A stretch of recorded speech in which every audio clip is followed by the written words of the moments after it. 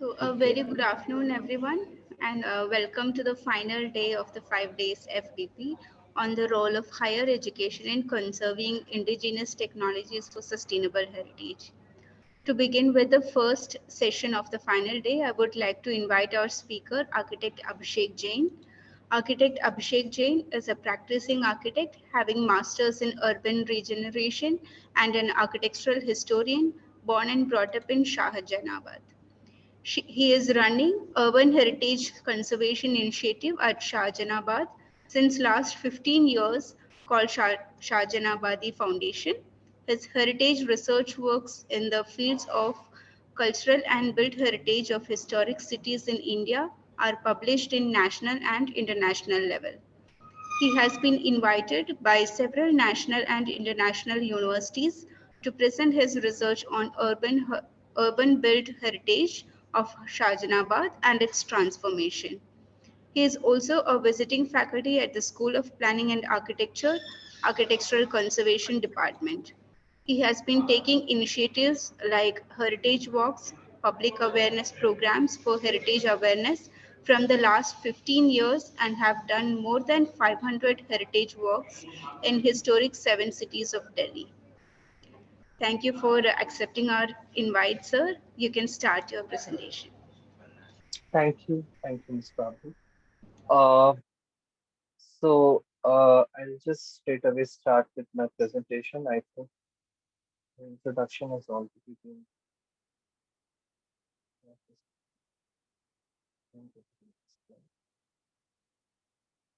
Okay. So the topic today, which I'm going to present on, is intangible cultural economy, a mold for tangible urban built fabric. Case of Shahjahanabad, bridging India and Silk Route. Here, the aim of the research is to understand the idea of cultural economy in the old city of Shahjahanabad in India uh, through the study of organic morphostructure, intangible community traits, which actually relates to the traditional knowledge systems of the communities, and also how they inculcate an impact on the you know on the world heritage somehow. Uh, and for this, I've taken the case of Puras, which is a series of traditional neighborhoods, mohallas in Shahjahanabad. So I'll start with my presentation. Here, this first map shows the Silk Route of the Byzantine at the time of Byzantine Empire and Ottoman Empire, and it shows how it starts from Chinese Empire and connects to uh, the European world and then to the Eastern world towards India. And here we can see it connects to the Mughal Empire at Delhi. And Delhi being a major hub for continuation of this route, getting further connected to Bengal and the low parts on the right hand side of our Indian geography, we'll see that Delhi played a very important role, and that's why in that trade network, World Trade Network, and that's why it has been considered as a kind of a resource uh, for trade communities, for exchange of intercultural knowledges, and for development of new indigenous skills in field of education. So, different kinds of education, whether it is theology, or it is about craftsmanship, or it is about building development, urban planning, everything, and trade, obviously, that is inseparable from it. So, going further, this slide shows. Can I just change my presentation for a moment? I think there is some problem with it. Yeah, yeah, Can you give sure. me a minute? Yeah, Yeah, please. sure. I'm really sorry for this. It's okay.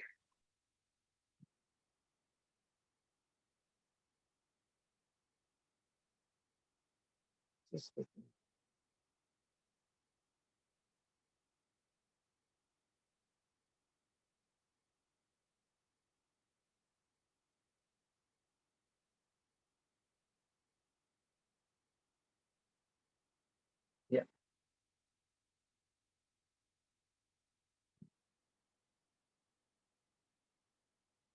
I'll just share my screen.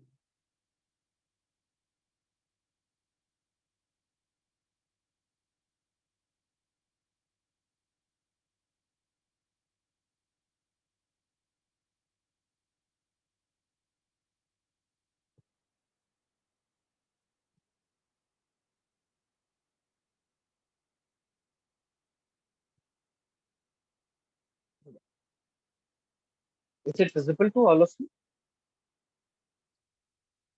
Yes, it is. Yes, sir. Okay, okay, okay. So I think this is the better version, which can show you the right maps with the right legends. The earlier one had some discrepancy in the middle due to software. So I'll just go for the. So here again, you can see that Silk Route as a source of influence of Indian cultural heritage on world heritage. And here we have taken the lens of cultural economy, which through which we are trying to see the lost indigenous traits and technologies of the communities of Shahjahanabad. So as I've talked about the role of Mughal Empire and the city Delhi, which has always, even before Mughal Empire, it has played a very important role. And that's why it's still our capital because of its locational value. Going further, this particular slide shows you the all seven cities, the network of all seven cities, which with there's a Murray map on the left hand side, and the red line shows you the connectivity of the trade route, and you can see from all seven cities, like one, two, three, four, they are all just the markers of cities. We finally reach to the seventh city, which is Shahjahanabad, and the network continues as an extension of the existing Silk Route to the main city of Shahjahanabad, where the city has been divided. On the right hand side, you can see on the upper map that the city has been divided into two spines, the red color map.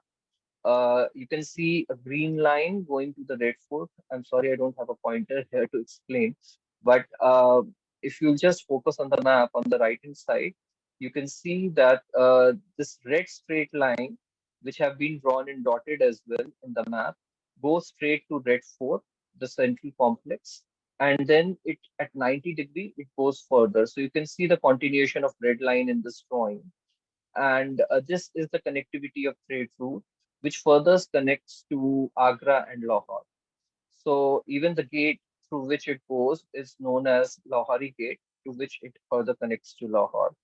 Uh, Below it, on the right hand side, these are some old Mughal era drawings which shows the connectivity of the Silk Route with the Chandni Chowk, which is the main spine street of Shahjahanabad. Actually, it's just a chalk in earlier days, but now the whole street has been known as Chandni Chowk.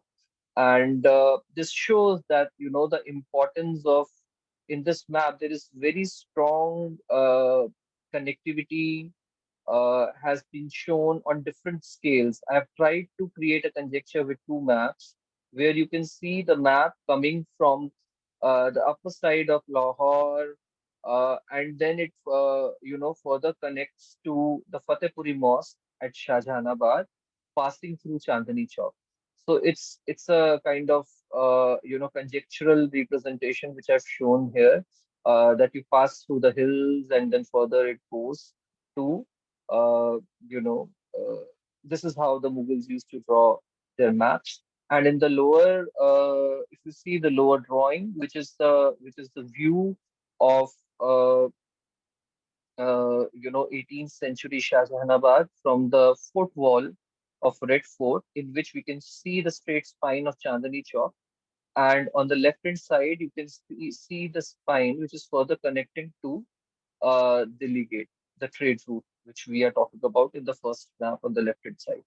So this is a very beautiful drawing which has been made by Ali Mazhar at that time, and this gives us a good amount of idea that what used to be the widths of the road and how the trade used to be connected in the city through its main spine streets, and the whole city runs around the spine streets, which had major trade centers like Chandni Chowk itself, with a lot of bazaar streets, katras, which are actually majorly a kind of neighborhood for artisan and craftsman community, and which is just behind the main bazaar street. And you can also see that there are uh, continuous series of amenities which have been provided along this trade route, extension of trade route in Shahjahanabad, in form of the green chunks, which is known as the Begum Kabag, and which you can see on the map, where seventh city has been written on the right hand side on the upper map.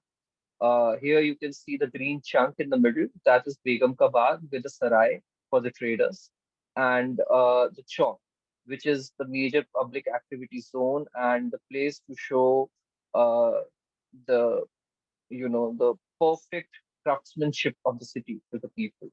So the idea of street life with the Silk Route, and generating the architectural and urban form of the city from the same, is something which came out of this trade route. So what I'm trying to establish here is that this trade route is one of the reasons why city has been planned in such a manner in this location as the seventh city of Delhi. Going further, uh, if we see the ancient texts, we see that during the period of Kushanas, Parthians, Indraprastha, which was a Pandava city, played a very important role, and it was actually kind of it has been considered as one of the Pandava capital in the earlier times. But later on, during the period of Kushanas, Parthians, Mauryas, it actually haven't lost its importance, and it has been revived continuously. And the reason is, this accessibility network to the principal trade which it has. And there have been new commerce partners which have been added to this route, and that's why you find all along this route in the Delhi we have the continuous series of sarais. So it is not just about Shahjahanabad.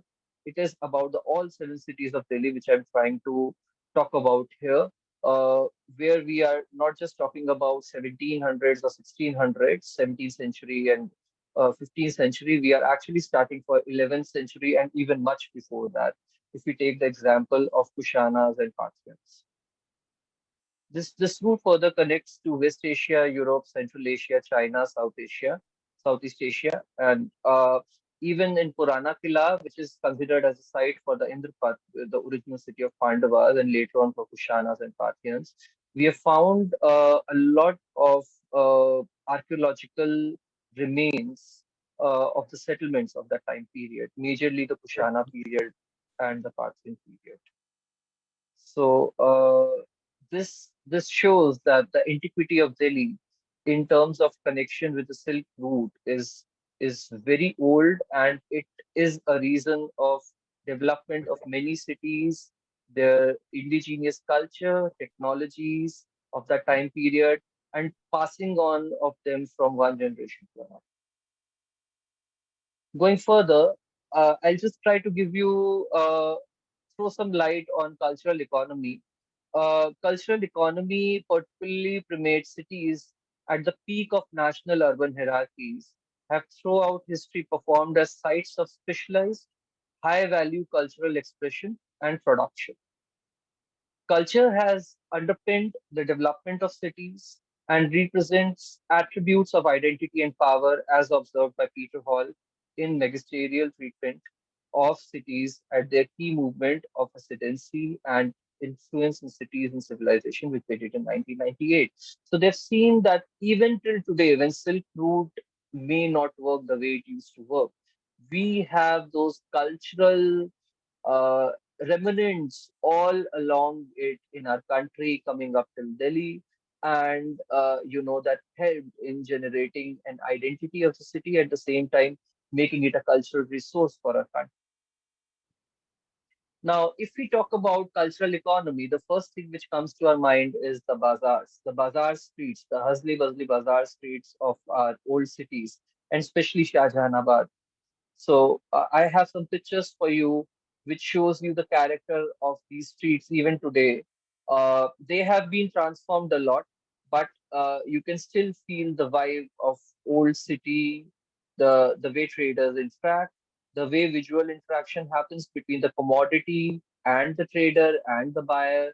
At the same time, uh, how it, how beautifully it has been, situated in a form of a morphostructure which is organically developed from one market to another, and dotted with neighborhoods in the middle of the traders community. So there's another picture of Kinari Bazaar. This is the picture during the time of the festivals. I think Delhiites must have been quite aware about its festivity.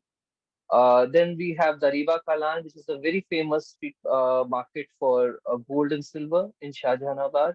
And this is the market which these two markets are the bazaar streets which connects to the series of puras which I've taken as my case. Then we have Bali Maran Bazaar, the another bazaar which is specifically known for juttis. And further, if we go inside, you find Hapshi Halwa and many famous eateries of that time. And then it also acted as a very important center for the churi bazaar and churi making process in the initial times. Even the work beaters much before that. And if you go to 1600s, it actually has been identified as the community of uh, boat rowers who used to live there. So then we can have a view from Fatehpuri Chowk from the top of the masjid. And this is the spine which I was talking to you, which is going till Red Fort and having the Chandani Chowk in middle. And you can see the character. This picture has been taken before the redevelopment, so that you can, consider the kind of contrast which is there today and which used to be there earlier. So this used to be the main Chandni Chowk Bazaar street, which is obviously pedestrianized now and totally redeveloped. But the cultural aspect, the visual interaction of the shops and the people, buyers, commodity, at the same time, the communities for particular crafts are still visible there, which are still, continuing, and it has been considered as one of the Asia's best wholesale market for many of the commodities. This is another view of the internal market shooting out from Chandni Chowk, which, if you see, the scale is getting much more intimate here. So now introducing my area, if you can see on your left-hand side, there is the full map of Shahjahanabad. And in the middle, the red portion where the red circle is, that's the zone of which is more like a heart of the city, and it is connected to Chandani Chowk Street, which is the red dotted line, and other red dotted lines are the connected bazaar streets. So this whole series of gated mohallas is actually belonging to the community of Jain traders and Banya traders who have been invited by Shah Alam, King Shah Alam, during the late 1700s and early 1800s to come and invest in the city. And that is the time, when uh, the flourishing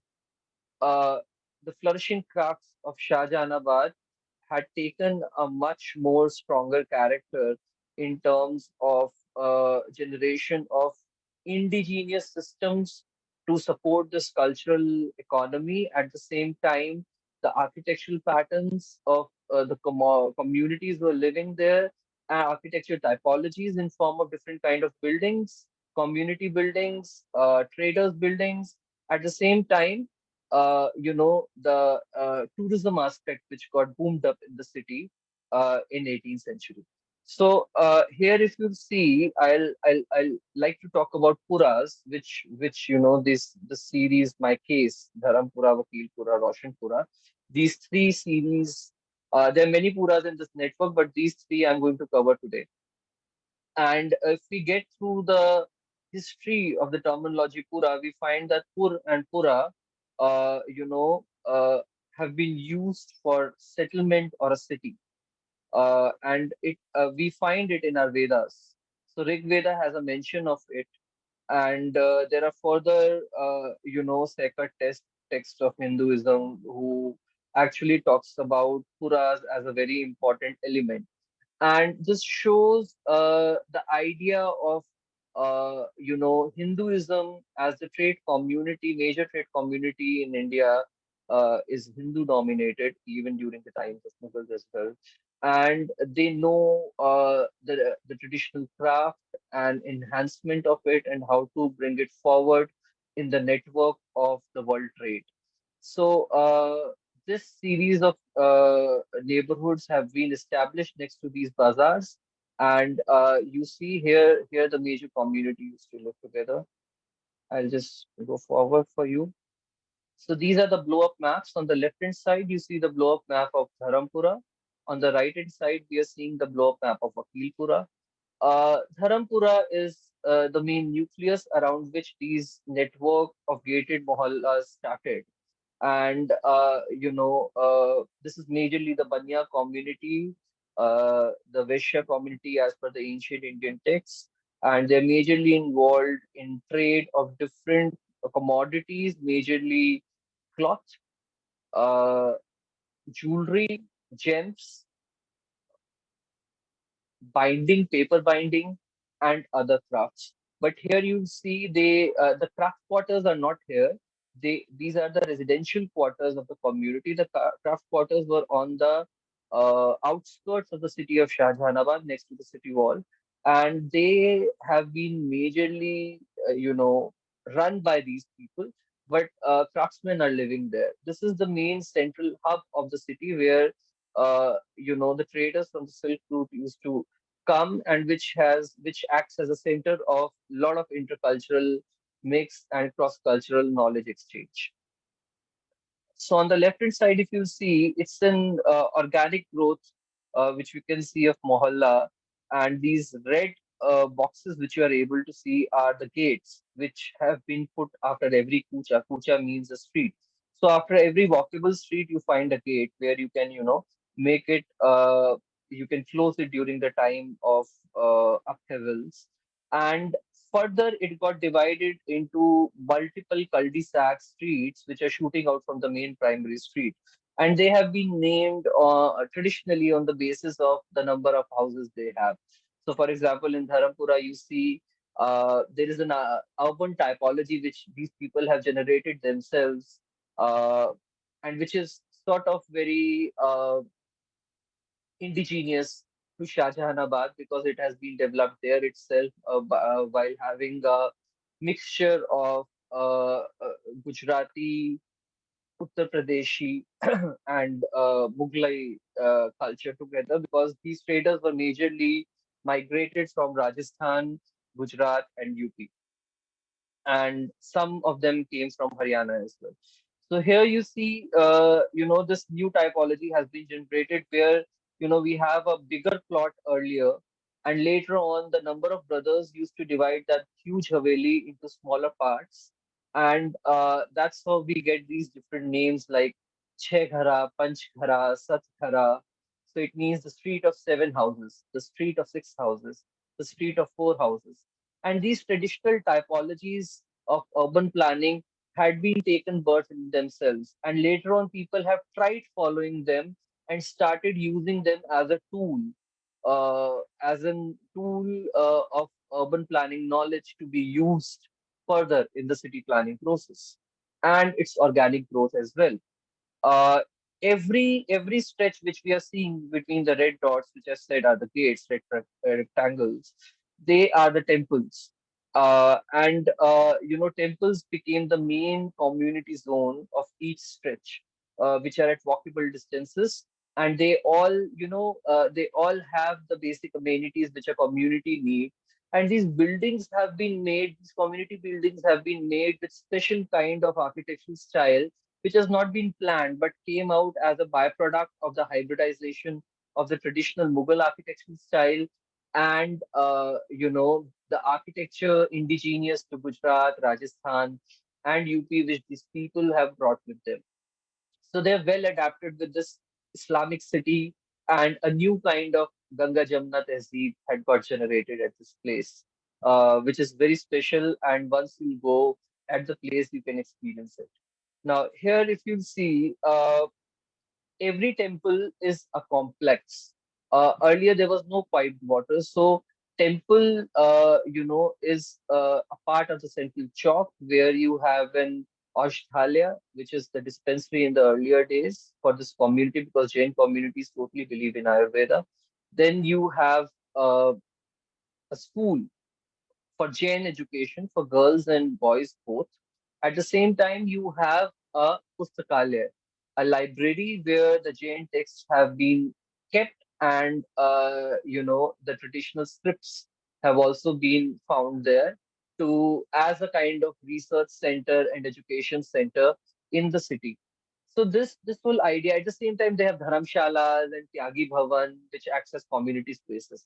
But what I'm trying to tell you is the generation of this typology is so organic uh, that it looks, the physical morphostructure is very organic, but the way it came up principally, it became an urban planning cult in the city, and people have started following it strongly or in other mohallas as well. And this is how the concept of walkability is very strongly followed in Shah Jahanabad. So you'll see that in the mohallas, even the distance between the red dots, if you calculate, it's almost same. So that's one of the important aspect of the urban planning knowledge which have been generated, and the birth of the indigenous technologies have started taking place because of the trade route. Second is the community traits, the cultural aspects, which I'm going to talk about further. But before that, I would like to talk about the architecture of the buildings. These buildings have been made with, as I've told you, new hybridized kind of architectural style, and that architectural style, have been followed very strongly by the craftsmen all over. And these are beautiful buildings. I'll show you some pictures also later, where you can really understand that why they have been made so grand. The idea is not to make them grand for the community. The idea is to make city as an exhibition space for the traders who are coming from different parts of the world or different parts of the country. And this had given the idea of grandeur to the neighborhood level architecture in the city, which I feel is in itself indigenous art and craft technology in itself, which needs to be studied in detail and documented. Sir, sorry to interrupt, but your slide Yeah. is not changing. Uh, I'm sorry. Where is my slide right now? Can you tell me? Right Is now, it it is with a series of puras. okay? Currently, is it the two maps? Yes, yes, two maps. Okay, okay. So I'm on the correct slide. I'm on the correct Okay, slide. okay, all right. So on the right hand side, if you see, this is the map of another mohalla, and you'll see it is very polygonal. It is not that organic, but the structural component, the urban structural component, which have been generated in the initial trader mohalla, have been followed here as well. So they have a central community section which is known as the Mandir Chowk, and around that you have major houses of the major or havelis of the major known big traders of that time, and they are the one who used to set fashion for the architectural style and try to introduce new technologies due to their interaction with the international people, especially people from the Middle East who used to come for trade. Another important thing which I like to tell you is that as you know, this is a scenario which is post 1800s, and they have transformed a lot, and they were quite spacious earlier, but now you find them very compact. As you can see, the number of courtyards on the right hand side map are very less. If you see the older maps, which I'll show you later, that contains a lot of courtyards in both the maps. So I'll show you that. So if you'll see this particular slide shows the conjectural, these are conjecture maps which we have made in our foundation, which shows the growth of the neighborhood, especially Dharampura next to Jama Masjid. And you can see in the lower map on the left hand side that first it was, in somewhere in 1700s, early 1700s and late 1600, it was the center where two Haveli complexes were there. One belonged to Ustad Hamid, who was builder of the Red Fort and the city, and another belonged to the Nawab Shahji.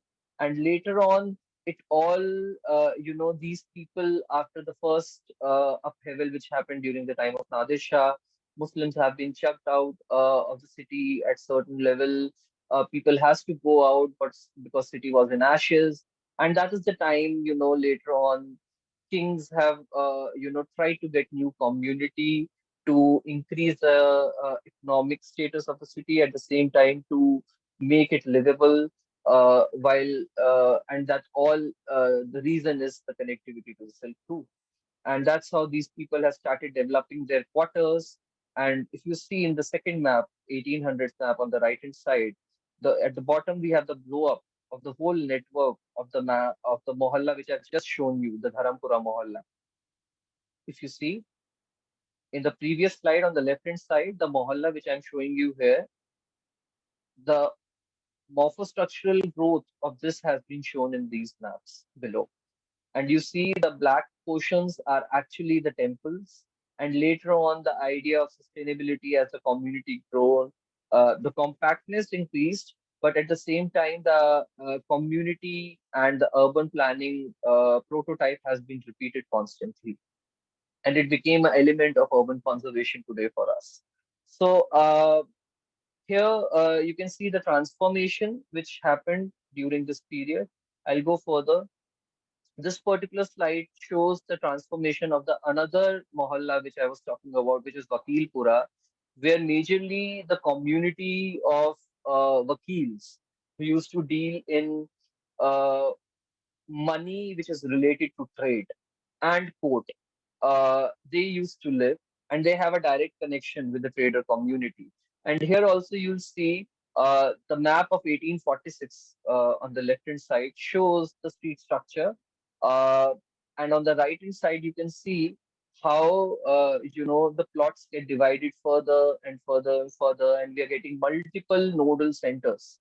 In one mohalla, which is making it more compact. And the reason is, the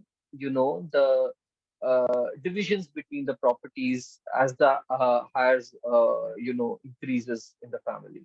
But the interesting aspect of this whole system is that those indigenous technologies for construction, they have been followed till early 1900s very strongly. Even today, I will not say that they have been followed everywhere, but to certain extent, with the traditional craftsmen, they have been intact to certain extent, and people have a sense of association with these technologies, which are related to construction styles, which are related to the hybridized architectural patterns and urban planning network. Going further, this is an inner view of the Dharampura street, and this shows that how the typology of the building have been. We can see the building, the Haveli, which is on the left hand side, is in a very dilapidated condition, but you can see how grand it is, and what must be the grandeur in 1800s and late 1700s when it has been made. You can see the high plinth, you can see the chaputras, the gateway, which shops below, which because it is part of the main street, and constant visual interaction, on that intimate scale, which is happening between the people, traders, men, women, everyone. And here we see the idea of visual and mutual interaction coming up so strongly, which brings in the idea of hospitality in the city for the traders who are coming in, which is still followed when we go there. Now, here in this particular slide, I'm on the right hand side. If you see, there are two chalk A and chalk B, and this chalk A and chalk B has been marked in the map of Dharampura on the left hand side. You can see there are patches, and these black dotted boxes are showing you those sustainable units, walkable units, which have their own temples and amenities, which I've talked about earlier. But here, the beautiful aspect is that they started with these two major chalks. And then further, as the age group, as the age group, people of the age group of above 50 have started increasing in the community, they have started reducing the walkable distances of these amenities and added new more amenities at certain. Here, in this particular one, it shows the connection of temple, the chalk, which has a school. So these blue buildings, different shades of blue, which you're seeing, are all temples, schools, Aushthalyas, Pustakalyas, and all those places, Tyagi Bhavans, Dharamshalas, which I've talked about. But as the buildings have been expanded, they have taken a lot of space and covered the chalk now. But on the left hand side, if you see, there is this blue dotted line network. When there was no piped water, these every chalk has a well, and that well is part of the temple. And water from that well goes to all the walkable houses around, and these blue dotted lines shows you the network of that, which gives it a cultural heritage network, uh, uh, between the relationship of the Havelis and the chalk and the temple. And now, as the piped water came somewhere in late 1800s, since then people have considered these wells as holy, and they've started, having using this water during the time of processions, Jain processions, and festivals in the city. And other communities also do the same for their temples. This particular slide talks about the intangible contribution of these trader communities, which now contributes to the city's intangible heritage and generated indigenous knowledge systems for upcoming generations. Where if you see in this map, there is this is the central spine network of all the puras, which I have blown up here and shown you. And all the red dots are the Jain temples at the walkable distances. And the procession starts from the internal Jain temple and goes to the city scale Jain temple, which is next to Red Fort. If you see on the right hand side, there is a big red box on the upper end. That is just in front of the Red Fort.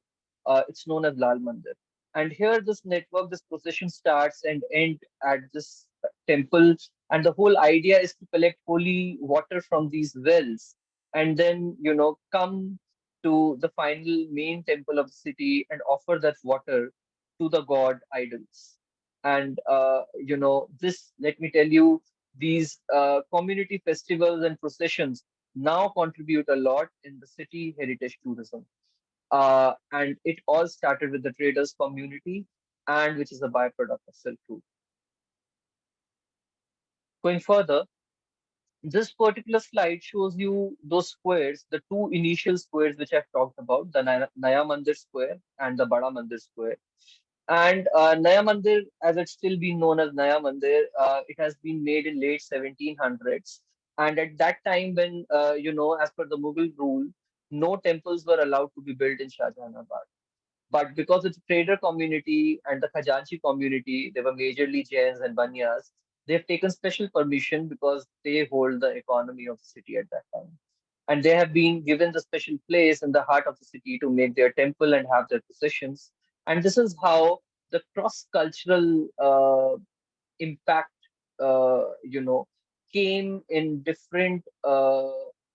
you know, uh, different what do you call uh, quarters of life, and we have got a web of these kind of mohallas in the city, with this trader community having their own style of architecture, own style of living, intangible traits, cultural practices mixed with the Mughal style, and that makes it unique. And that has given birth to new technologies for construction and for the craftsmanship, and taken it to another level. Currently, the current state of these mohalla to certain extent is not that great because we lack in guidelines. We lack in guidelines for the urban conservation of these area, and majorly we see there is a protrusion of uh, a lot of commercial land use inside the mohallas which are residential, because of which most of the buildings are getting converted into orange, which is mixed use, and due to which people are leaving the city, the residents are leaving the city because it is an incompatible land use with that residential land use doesn't survive with. Similar thing is happening in the other mohalla as well. And then, in our foundation, we have thought that is there a need to think of building use strategy more than land use strategy for such built fabrics? Uh, Now, let me tell you, when we talk about indigenous knowledge systems, we need to understand that these urban planning ethics or guidelines which they generate in ancient times, maybe organically they came out with time, or it has been thought of which is not known, but we can see that they have been very strongly followed physically in the city, and it's time we should talk about the conservation of it, because they are byproduct of a lot of cross cultural impact from different parts of the world through silk route. And similarly, this is happening in the other parts of the world as well. I've seen the similar kind of ideas prevailing in the souks of Middle Eastern countries. If you go to Baghdad, if you go to uh, Turkey, you find all these kind of systems still happening, especially Cairo, not to forget.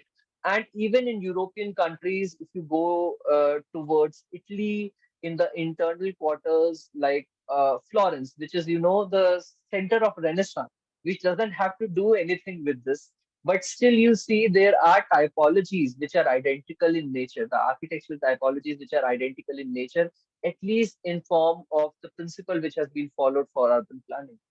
So I think we have to look for this unity in diversity at a global scale, and these indigenous knowledge systems should be conserved for the coming generations. Now, here, when we were thinking of the issues and we were concentrating on the building use, we have coined a term which is known as terracelessness, and it has been recently published with our foundation's name. It is actually a concept which nobody had talked about.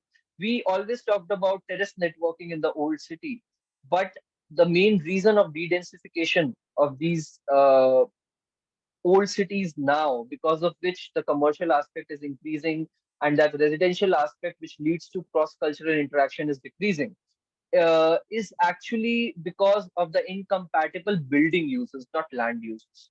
So we need to generate this. For example, if you see this section, this is a longitudinal section through one side of the street. And you see that because of the different land use or commercial land uses at certain floors, people are not able to interact with the families on the other floor. As the city has been compact always, there is a terrace networking and interaction system, which actually makes it which actually is the main contributor to the social structure of the city. And because of this, the social structure of the city is,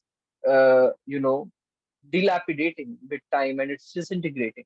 And when we did the surveys, we did around more than 500 surveys in the city, and we got to know, especially in these mohallas, where we documented around 400 buildings, and we got to know that people are saying that we are not able to interact with the families next to us who have been living with us since generations, and we they are like family to us.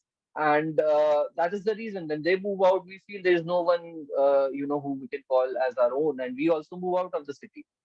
Amenities is a separate question, which can be considered, but that can be managed. It has been well managed currently by providing new facilities in the city, especially with multi-level parkings and metros and stuff like that. If you talk to the people of the city, they'll say that we wanted to come back to the city. For example, my family has been living there since last 250 years, and in Dharampura itself. And We have all shifted from our main haveli, but our haveli is still there. We all still collect during the time of festivals in our haveli, to get that, because of the associational value which we have to that place. And I think the government has to do something, or either the urban local body should work on it. We have tried to do it as an NGO in our foundation to generate uh, a strategy to deal with this aspect of incompatible building uses and the concept of terracelessness, which should be understood in great detail, and special guidelines to this in reference to this should be generated.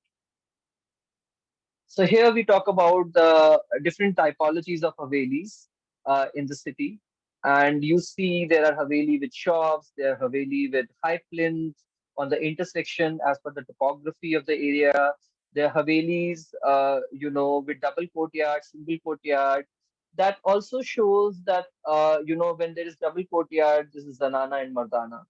So, and in certain trader community, this system has not been followed, especially the ones who came from UP and Haryana. So in their Havelis, we didn't find this kind of culture. On the contrary, the people coming from Rajasthan and Gujarat, at certain extent, we find traditionally, now nobody follows it, but traditionally in their Haveli, we find this character of two courtyards, which is beautiful. These mixing of and the construction style and the courtyard typology is all same the way Mughals used to make it in Shahjahanabad. So it's Shahjahanabadi typology which has an impact of all these trader communities, indigenous construction styles. These are few other examples, of some transformed Havelis as well, where you see people have sold out some part of their Haveli, but still, courtyards are necessity. Terraces are necessity because the street life is there, but streets are compact. They don't have that kind of ROW, right of way. So we really need to understand that, how these cities work. And what I'm trying to establish here is that these all systems which I'm talking about right now are byproduct of the trade route. And we give so much of respect to Silk Route and Silk cities, and we talk about it throughout the world. We should talk about our cities as Silk cities, and we should also talk about the condition of people which they are going through currently because of these lack of urban development norms, which are urban conservation oriented in the city, following the indigenous systems. Now, let's talk about the communal symbols, which you'll find in every mohalla. But the beauty is that they all have been inscribed, in form of ornamentation in common feature, which act as the urban element of the city and which is very Mughal in nature. So you'll find this multifoiled arched gateway in every Haveli, even the temples. You'll find three levels of threshold with three different staircases which have been marked at the right hand side.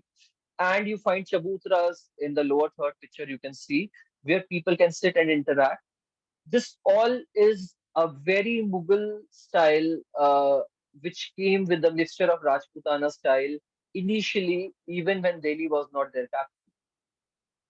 But it spread all over India, under the rule of Mughals, especially UP, Rajasthan, Gujarat. And these people had to a certain extent had an adaptability to the Mughal system of construction and planning.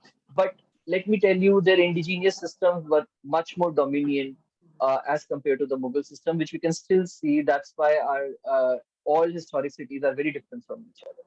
But here we see a very interesting potpourri of this. You'll find. Hello, is somebody saying something? No, I Am I think audible? probably somebody by mistake switched on the mic. Okay, okay, okay. But Professor Abhishek, I think we are almost out of time. So you Ma'am, could we are just on the last slides, and I yeah, think yeah, it's no gonna issue. take me 5 more minutes. No problem. Okay.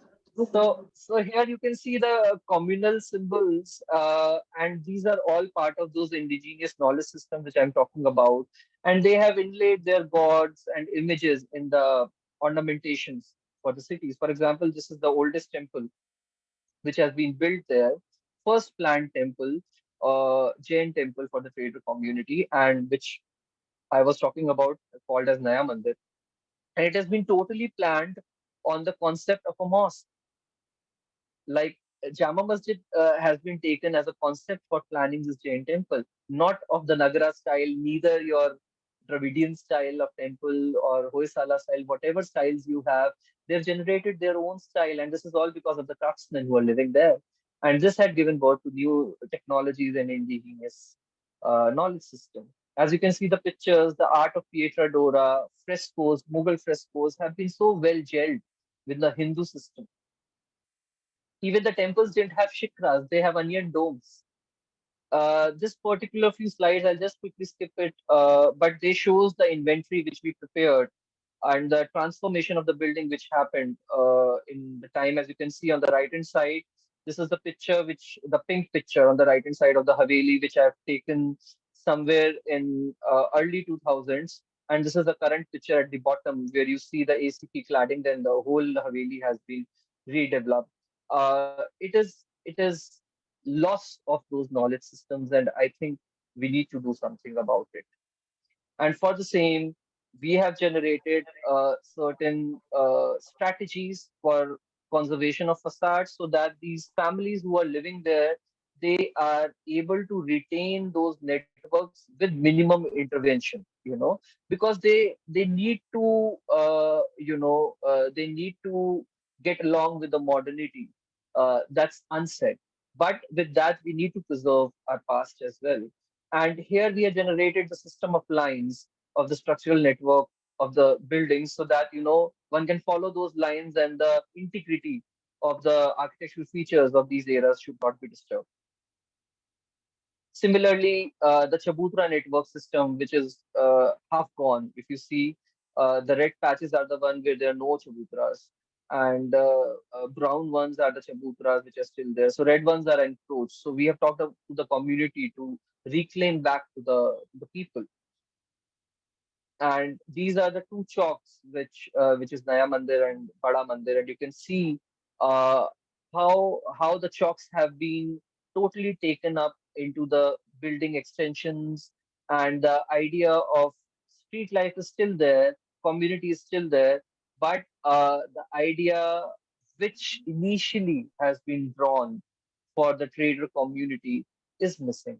So we generated certain kind of proposals for them to have a visual access with an adaptive reuse strategy and the networking system so that it should, be a place for community as well as the travelers. Similarly, it has been done for the another chowk as well, because these are the two main heritage centers in these mohallas. And this is the final structure plan which has been prepared for the urban regeneration of the mohalla. Similar kind of plans have been generated for each mohallas which we are working on. And we have tried to, work majorly on the activities and on the urban conservation without doing, lot of redevelopment, which actually is the key to deal with such kind of urban heritage fabric. So these are few highlights for you. The last slides, almost the last slide of mine, which talks about we need to have some building use controls for every mohalla, considering the community or the network of mohallas, which is missing now. And we need to generate a gentrification policy because we see a lot of gentrification is happening there. Communal interaction is the main key of the area, and we need to identify those areas in the neighborhood. So we need to generate the traditional cultural guidelines, and accordingly, we should develop the bylaws or development norms for the amendment of these buildings. These are few pictures of our initiatives after this plan has been prepared, with heritage walks and public meetings and you know seminars and workshops which we did with the locals, residents and the students, especially the architecture students around Delhi. And this is one of the screenshots of one of the publication. This work has been recently published by Springer in its book called Historic Cities in Face of Disaster, chapter number 8. So you can check that out. It's available on internet. And these are few public meetings where we are talking to women, men, trying to understand, trying to tell them how to preserve these areas and especially the intangible cultural heritage of their own, you know, because like the way it all has grown organically, similarly, it all is getting disintegrated organically. So we need to look for answers in this organicity itself. And as students are the future, so a lot of workshops we do for students, school students, architecture students, urban planning students, conservation students in the city, so that they should be aware and be sensitive towards it in future. And similarly, we did a simple exercise of doing a public meeting and providing the drawings we prepared for each and every Haveli to the residents so that they should know what is important with cultural layers marked on it. So they should know if they are renovating, what should they preserve. So this is what I would like to tell. Thank you very much. I'm sorry if I've taken a lot of time, but I think our urban heritage is in great need of revival and regeneration. Thank you. Excellent presentation, Architect Abhishek. And I'll request Meenu to take on some quick questions. Yes, ma'am. So architect Mona Chandra is asking, please share Mughal influence on the Havelis. I'm sorry. Architect Mona is asking, please share the Mughal influence on Havelis. If you've Mughal, seen the pictures, yeah, if you've seen the pictures which I've shown, the Mughal influence, they are all Mughal Havelis itself. But the influence is majorly in the construction technologies which have been used, which are hybridized with this style of traditional these trader communities brought in with them, and it is also you need if you really wanted to understand this is especially to Mona Chandraji. If you really wanted to understand the Mughal architectural style of Havelis which have been transformed, please get in touch with us. We are recently doing a research which we have recently presented in ICOMOS as well on the transformation of a Mughal Haveli to today's Haveli, which is actually named as Haveli to Mohalla. So these mohallas which you're seeing, they were Haveli once upon a time, and the scale and the perception of the idea of Haveli has totally changed. So I would love to share it with you, but we have to get in touch personally regarding this. Thank you. yeah, thank you, sir. So Anupama ma'am is asking, actually, I think while you were presenting, she had written this comment, what is the name of this temple? So, It's um, towards the Uh, end of the slides. Yeah. yeah, the temple is known as Naya Mandir. It's the first planned temple of Shah Jahanabad, first planned Jain temple of Shah Jahanabad, and during the time in the Islamic city when temples were not allowed to be built.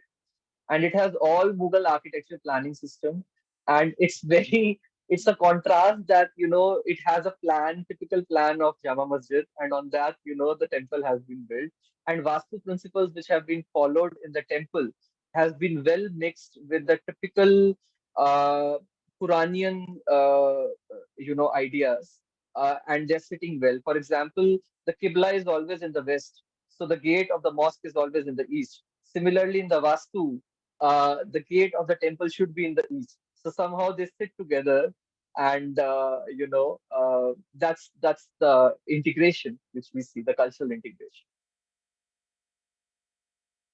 Thank you. so we don't have any more That's all. questions. Yeah, yeah. Thank you so much, Architect Abhishek. And I must tell you, I know him from almost 10 years now, and he is a very, very passionate heritage activist, I must say. And very actively, he always takes students to all the heritage sites, and he's actively conducting these heritage walks for students and everybody else, I think. And that is commendable. The way I myself had done some heritage walks with him, and the way he narrates the stories of the built environment there It's incredible, very, very interesting. Thank you so much, Architect Abhishek. It was wonderful to listen to you. Thanks a lot, ma'am. It's a pleasure for me. Thank you for inviting me to this prestigious event. Thank you very much. Thank Thank you, you. sir. Thank you, Ms. Bam. Thank you very much. Our next speakers are also here. Hello, Amita ma'am. Good to see you. Long time. Yeah, it must be really Amita, early in US. You're on mute, ma'am. Yeah. Your mic is muted, ma'am. We couldn't hear you. Ma'am, you need to unmute yourself. Hello, glad to Hello, join. ma'am. Yeah, Hello, ma'am. good to see you. So, Meenu, next session is Professor Xavier's, no? Yes, yes, I ma'am. think he has also joined. He is also here. Hello, sir. yes. Hi. Hello, sir. Hello, ma'am. Yeah. So, Hello. sir, yes, sir. Yes, Yeah, sir. we can see you now. Yes. Yeah, welcome, sir. Welcome. Yes. Yeah. So, Meenu, you can So, start and talk. yes, ma'am. So our next speaker is Architect Xavier Benedict. Architect Xavier Benedict is a member of ICOMOS India and a Commission on Ecosystem Management, International Union for Conservation of Nature. Sorry. He received fellowships from Erasmus University, the Netherlands, and Suba University, Japan in 2011 and 2018.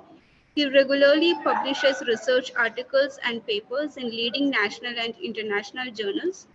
He is the founder trustee of Art and Architecture Research Development and Education Foundation, which is actively involved in the promotion and conservation of the second largest water body in India and maintains Pulikat Museum.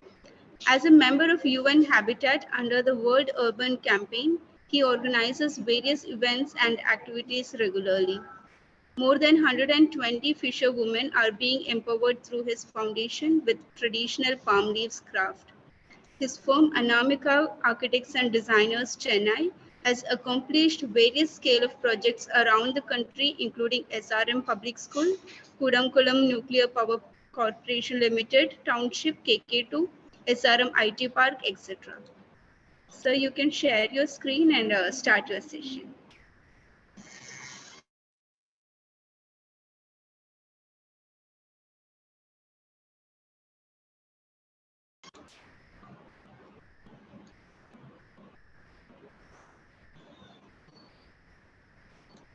So your screen is visible.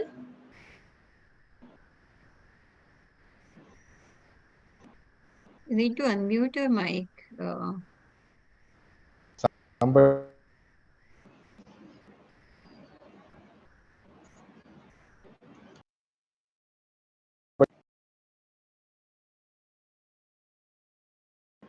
So we are not able to hear you, but we can see your screen. Is it okay? Yes, Yeah, sir. Now it's fine. Okay. Now the screen is visible. Cotton root. Yes.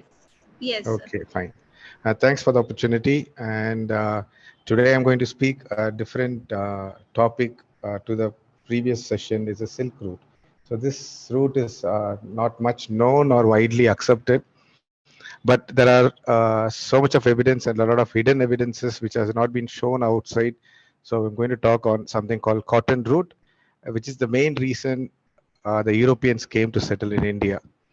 And directly I'll go. I just to have an interactive session. I just wanted to have one question now, and which should be answered in the last slide.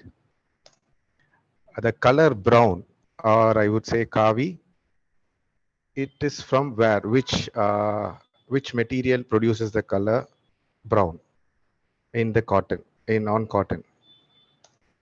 So if everyone can note this question and answer me why at the end of the session, it will be nice. This is what I do as my passion. I have a small setup in Pulicat, which is north of Chennai. We do a campaign called Save Pulicat to Save Chennai. And we started in 2007. And we do a lot of activities. And one of the activity is about promoting the cotton route. And we published a book called Pulicat and Sadras in 2010 with the support of ASI and the Dutch embassy. The main reason is the cotton route, and you see a picture in the left hand side bottom, which is a painting showcasing the first stock market meeting in Netherlands. They issued shares to take boat from Amsterdam to Pulicat. So this is the way that it all started. I would say always the reason for starting a stock market was because of the Pulicat. So why, what, how the Pulicat was got famous? Pulicat is famous for the cotton cloth, and the cotton cloth is what you see in a different culture, Kenya and Nigeria, where they're wearing a patent checks, which is a cotton which originated from the Coromandel coast. Then in Japan, we have a same thing which is originated from Coromandel coast. In this next slides, couple of slides, we will be seeing the Japan link also. And more popular link is the Sabrimala pilgrimage, where people tie a bandana on their head, which is called Pallikattu. Pallikattu is and the Tamil version of Pulicat. It's a Pulicat. So this is also one link. And another is the Egyptian link with the Coromandel coast for the cotton, which I will show in the next couple of slides. And if you go to Mexico and Spain, today till they call it as a bandana, as a what do you call that? Pulicat, a palayakat. They call it as a they call it as a palayakat, as a bandana.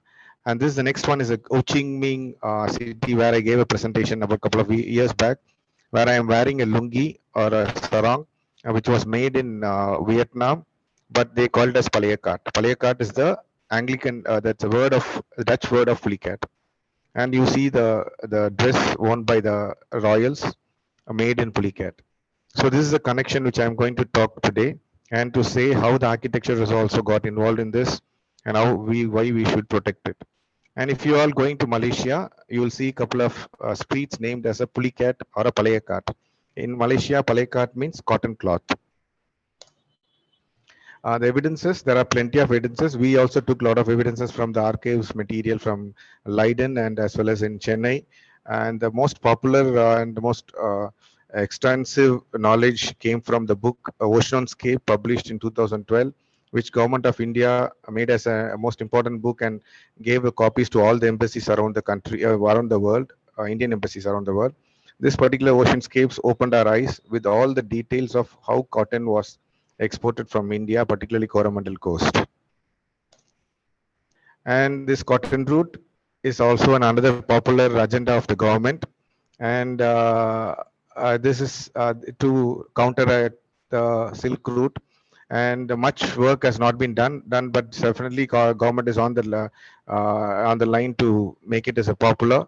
And they have already taken this project as a MOSM under the ASI guidance to make it as a World Heritage.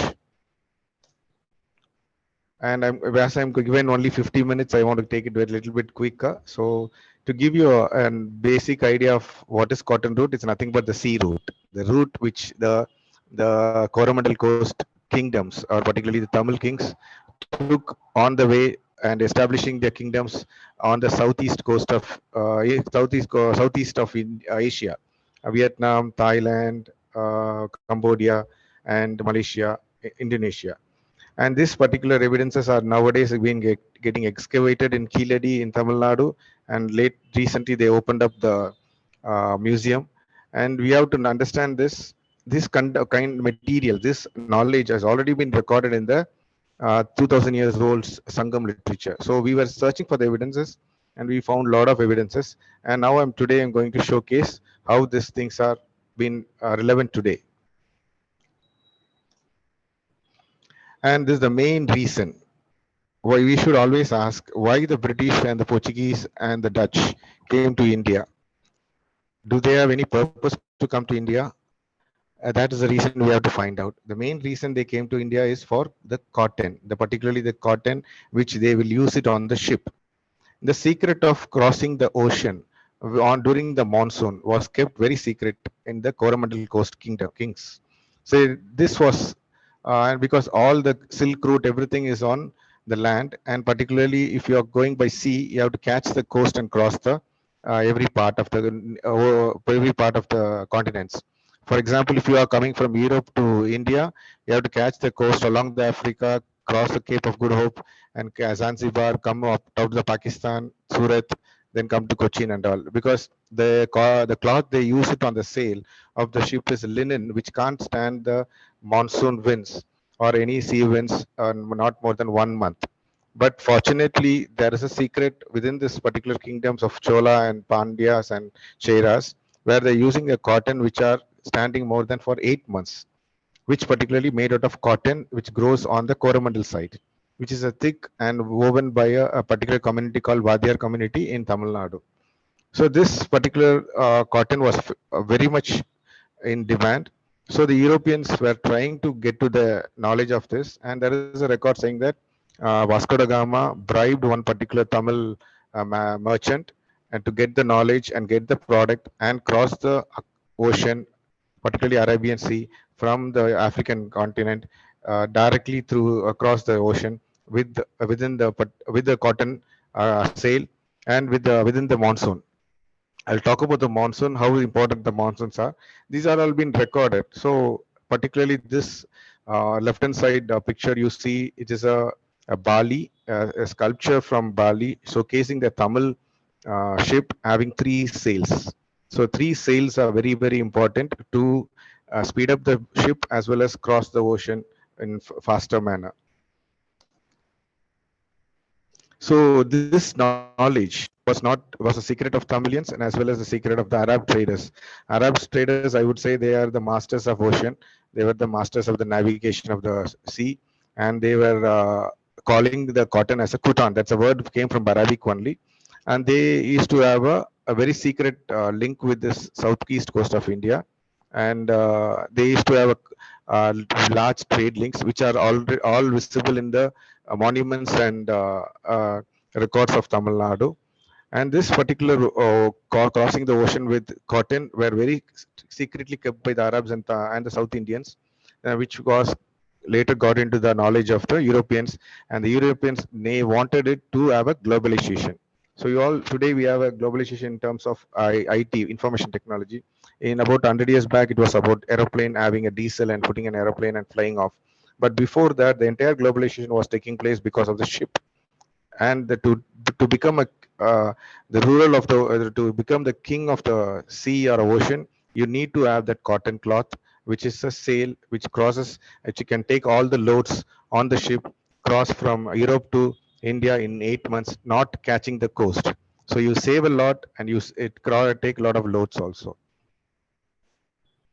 That evidences are visible in all the traces of South India.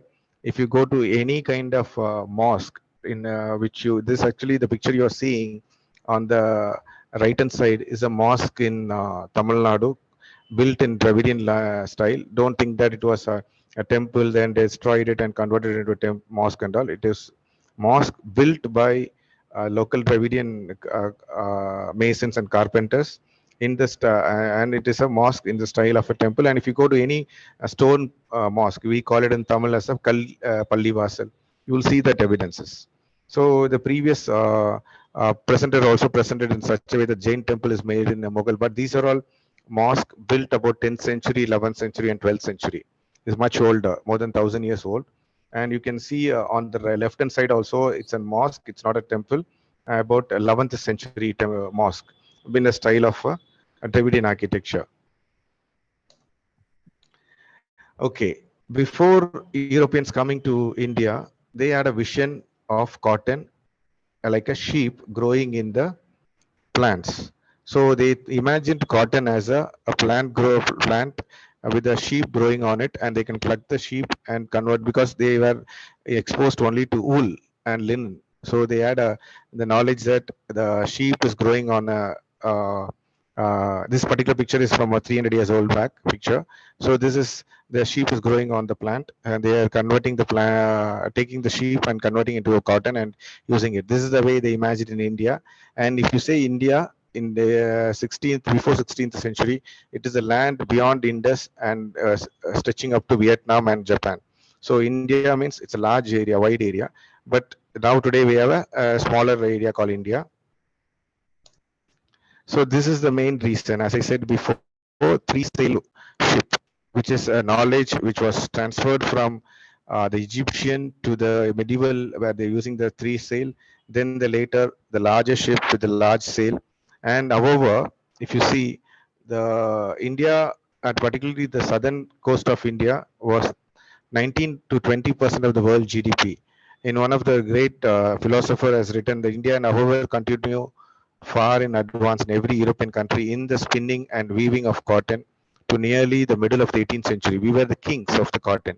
We were kings. We were doing one business around the world, and because of the main traders, we were being attracted by the Europeans. But only thing, we were weak in terms of administration. That's how the Europeans got to get hold on our land. So it is all because of the cotton. So we might have heard a lot of things about spice. But if today, if you argue a spice route is the major route like Silk Route, then I would be asking you why Europeans are not eating biryani as a staple food from last 1,000 years. So this is spice route is an exchange. It's a barter material to get the cotton. We have lots of evidences, and particularly Japanese embassy gave us a lot of evidences for that. And understand the traces of the cotton route, you have to see the original the trace towns and cities of the southeast coast of India or southwest coast of India. All these settlements, if we please carefully watch these settlements from Pulicat, which is near on above Madras, and watch other settlements like Pondicherry, Karaikal, Nagapattinam, Jaffna, Colombo, Cochin, and Mumbai, others Bombay and Calcutta. These years, if you notice, these years are much older than us, much older than other popular cities of Chennai or India. So 1502, the Portuguese traders came to Pulicat. They established their trade in India, Chennai, above Chennai, and they were doing the trade. Unfortunately, they couldn't do much, so Dutch overtook them, and the Dutch were the kings of the oceans during that particular time, and the British overtook them by war. By 1825, the British established all the trading routes, and the Dutch moved to the Indonesian island and the Sumatra and Java. So this British overtook entire country, and they were ruling it. So it is all the, and if you notice all these settlements, particularly the European settlements in India, it will be aligned with the nature also. Please see this slide, and please see this previous slide. All these locations, Yanam, Masilepatnam, Vizag or Calcutta, Nagapatnam, Jaffna, and other places, it will be aligned with the deltas and wetlands of southeast coast of India. That's the beauty. And the slide you are seeing on the left hand side with the flamingo, the slide is from BNHS, Bombay Natural History Society, showing all the major wetlands, the largest wetlands of India, Pulicat Lake, Pallikarnai, and you see all these things. And you don't see much on the southeast coast of India. So it is all because of the Western Ghats and Eastern Ghats. Unlike the Western Ghats, which on the western coast of India, Kerala and Karnataka, in the eastern side of India, we have only wetlands to attract rain clouds. We don't have anything else. Western Ghats, where the clouds can hit and the rainwater will fall on the land. I'm telling it in a layman's term. But in the eastern side of India, we don't have much. It is about the lagoons, the coastal lagoons. And the coastal lagoons are much rich in black soil, that is black cotton soil, where the cotton grows. So these are interlinked. So we have a cotton growing soil with a beautiful coastal lagoons, which is easier to anchor the ships, wooden ships of the Portuguese and the Arabs. So the flourishing trade took place, and the first British city also got established called Madras. Then the Calcutta, then it moved to Delhi in 1911. So this entire nation's, I would say, entire nation's fate changed because of the cotton and because of the coastal lagoons.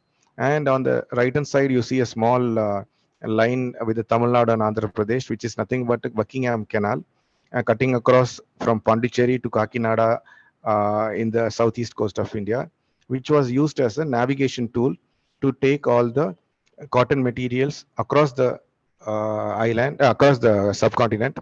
And the rivers are the links like a road into the interlands. In those days, we didn't have much of national highways or state highways. So the rivers were interlinked, and it is connected with the interlands where the weavers were located. If you come to Chennai, if you go to Tirupati, you will see Kalakasti where they make kalamkari. And if you go to Kakinada, you'll see kalamkari in printing blocks. And so the kalamkari is one type of style of cotton textiles.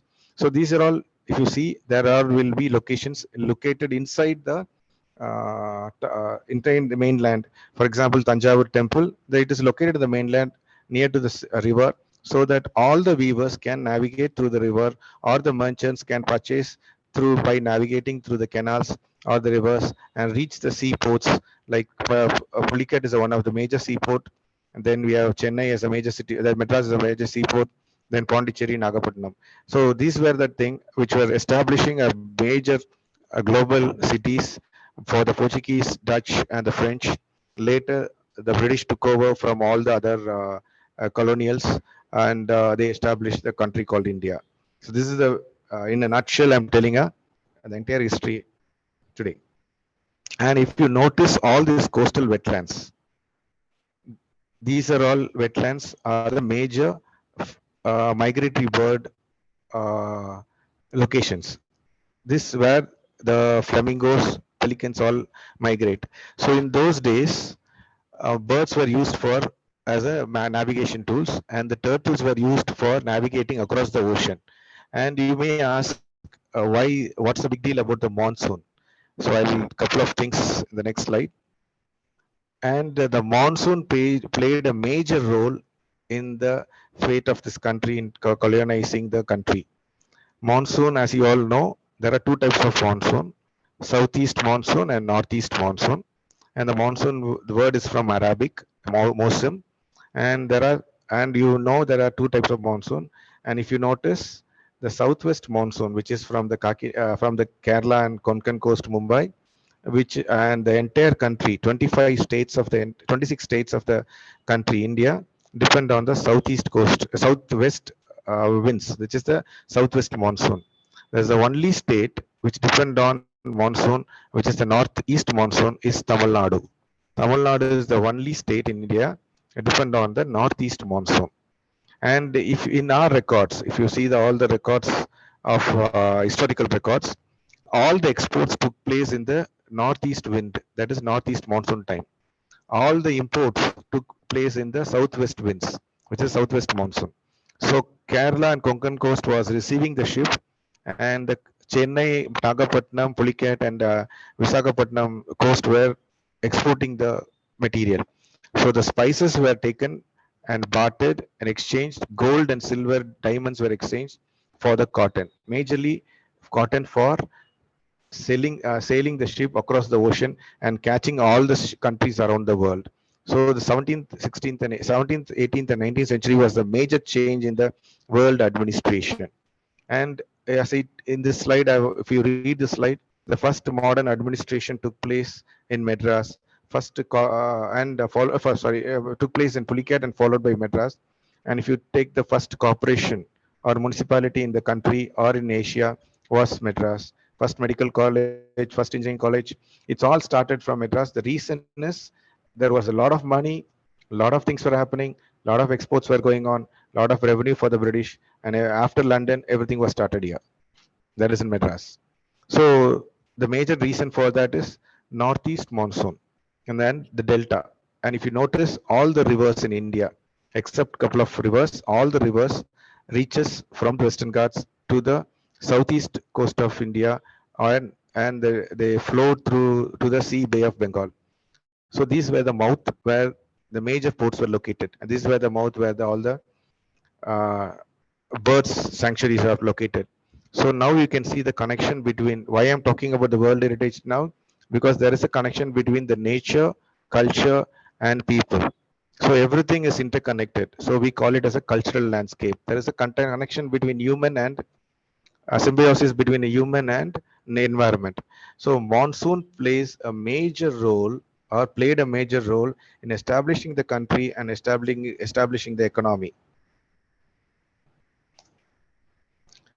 So we have plenty of evidences. Today I'm showing only an evidences of from Pulicat. One evidence is the milestone.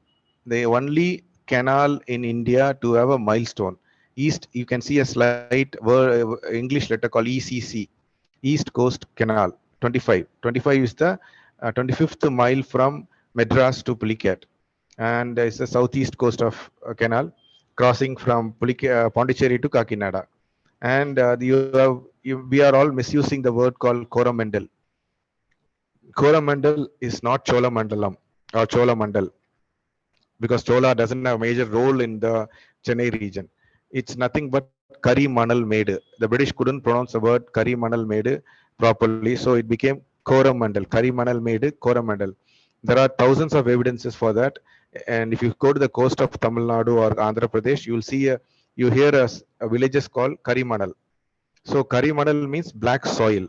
The deposits of volcano from Andaman gets deposited on the coast of southeast coast of India near Madras and other this region. And if you see this region from ship, it look like a black top. So it is, so the black cotton soil is originated from the in the first from many centuries, the millennium of thousands of years getting deposited on this coast, and the cotton were growing. And this is, and also got the word called Coromandel, which is nothing but Karimanal. But due to the popularity or due to the advancement in America, American cotton took over. And from 1920 onwards, if you see the records, there are many political records are also there, political evidences are there. From 1920 onwards, we don't have even any Indian seeds growing in India. It was American seeds growing in India. So there was a major change from 1920 after the First World War. We have plenty of evidences in Pulicat where there is a major change in production of cotton. There is a major shift in weaving cotton also. From Indian side to, they have moved on to Manchester. And in the growing of cotton also, we were started using American seeds from 1920 onwards, almost 100 years back. So now I am showing the globalization which took place in 16th and 17th century. And we were exchanging cloth with silver, gold, and diamond. And we are popular with cloth with indigo and dye made out of particular tree, which I will mention in the last slide. And this is the route. People were catching the coast and crossing the ocean. Later, by 16th century, they were crossing across the sea by the cotton which was grown in the Coromandel coast. That's how it's all globalized. That's how India got to ruled by the British, and the Dutch were ruling the Indonesia and other Asian countries. So this is a major picture showing you the link. This is what Pulicat was looking like in 1669. It is a drawing which we have the original in our museum in Pulicat. In 1669, this is how Pulicat was looking like. On your left hand side, you see Fort Gildria, which is the first trading port of Dutch in India. And unfortunately, today Pulicat is almost like a redundant, ruined small village. But in 1669, I don't think there was a major cities in India. Not even Mumbai was born, Calcutta was born. Not even Madras was just born, and it was working in like a child. And Pulicat was an established town where the Portuguese established and the Dutch established, and they ruled the world from this place. Unfortunately, this history is not been told in our history book. Sad part is, in history book, we don't read any local history. We read somebody's history. So today we need to learn what is cotton root, to understand the mighty powers, why they came to India, and how the nature also played a major role in it. This is what the Fort Gildria, which you saw in the previous slide. And we did an excavation in 2015-16 and all with ASI, and we got a lot of evidences. This particularly the Britishers, they destroyed all the evidences of the Dutch and the Portuguese because they want to establish their history on the history books. So this particular Fort Gildria, 1610, it was the Dutch and demolished it in 1825 by the British. And fortunately, we have a lot of evidences, a lot of small the materials were left out from the fort is available in our museum. And the picture you are seeing in the bottom left corner also is the three-dimensional picture of the Pulicat, which is there in our museum. And then the biggest evidence is the symmetry.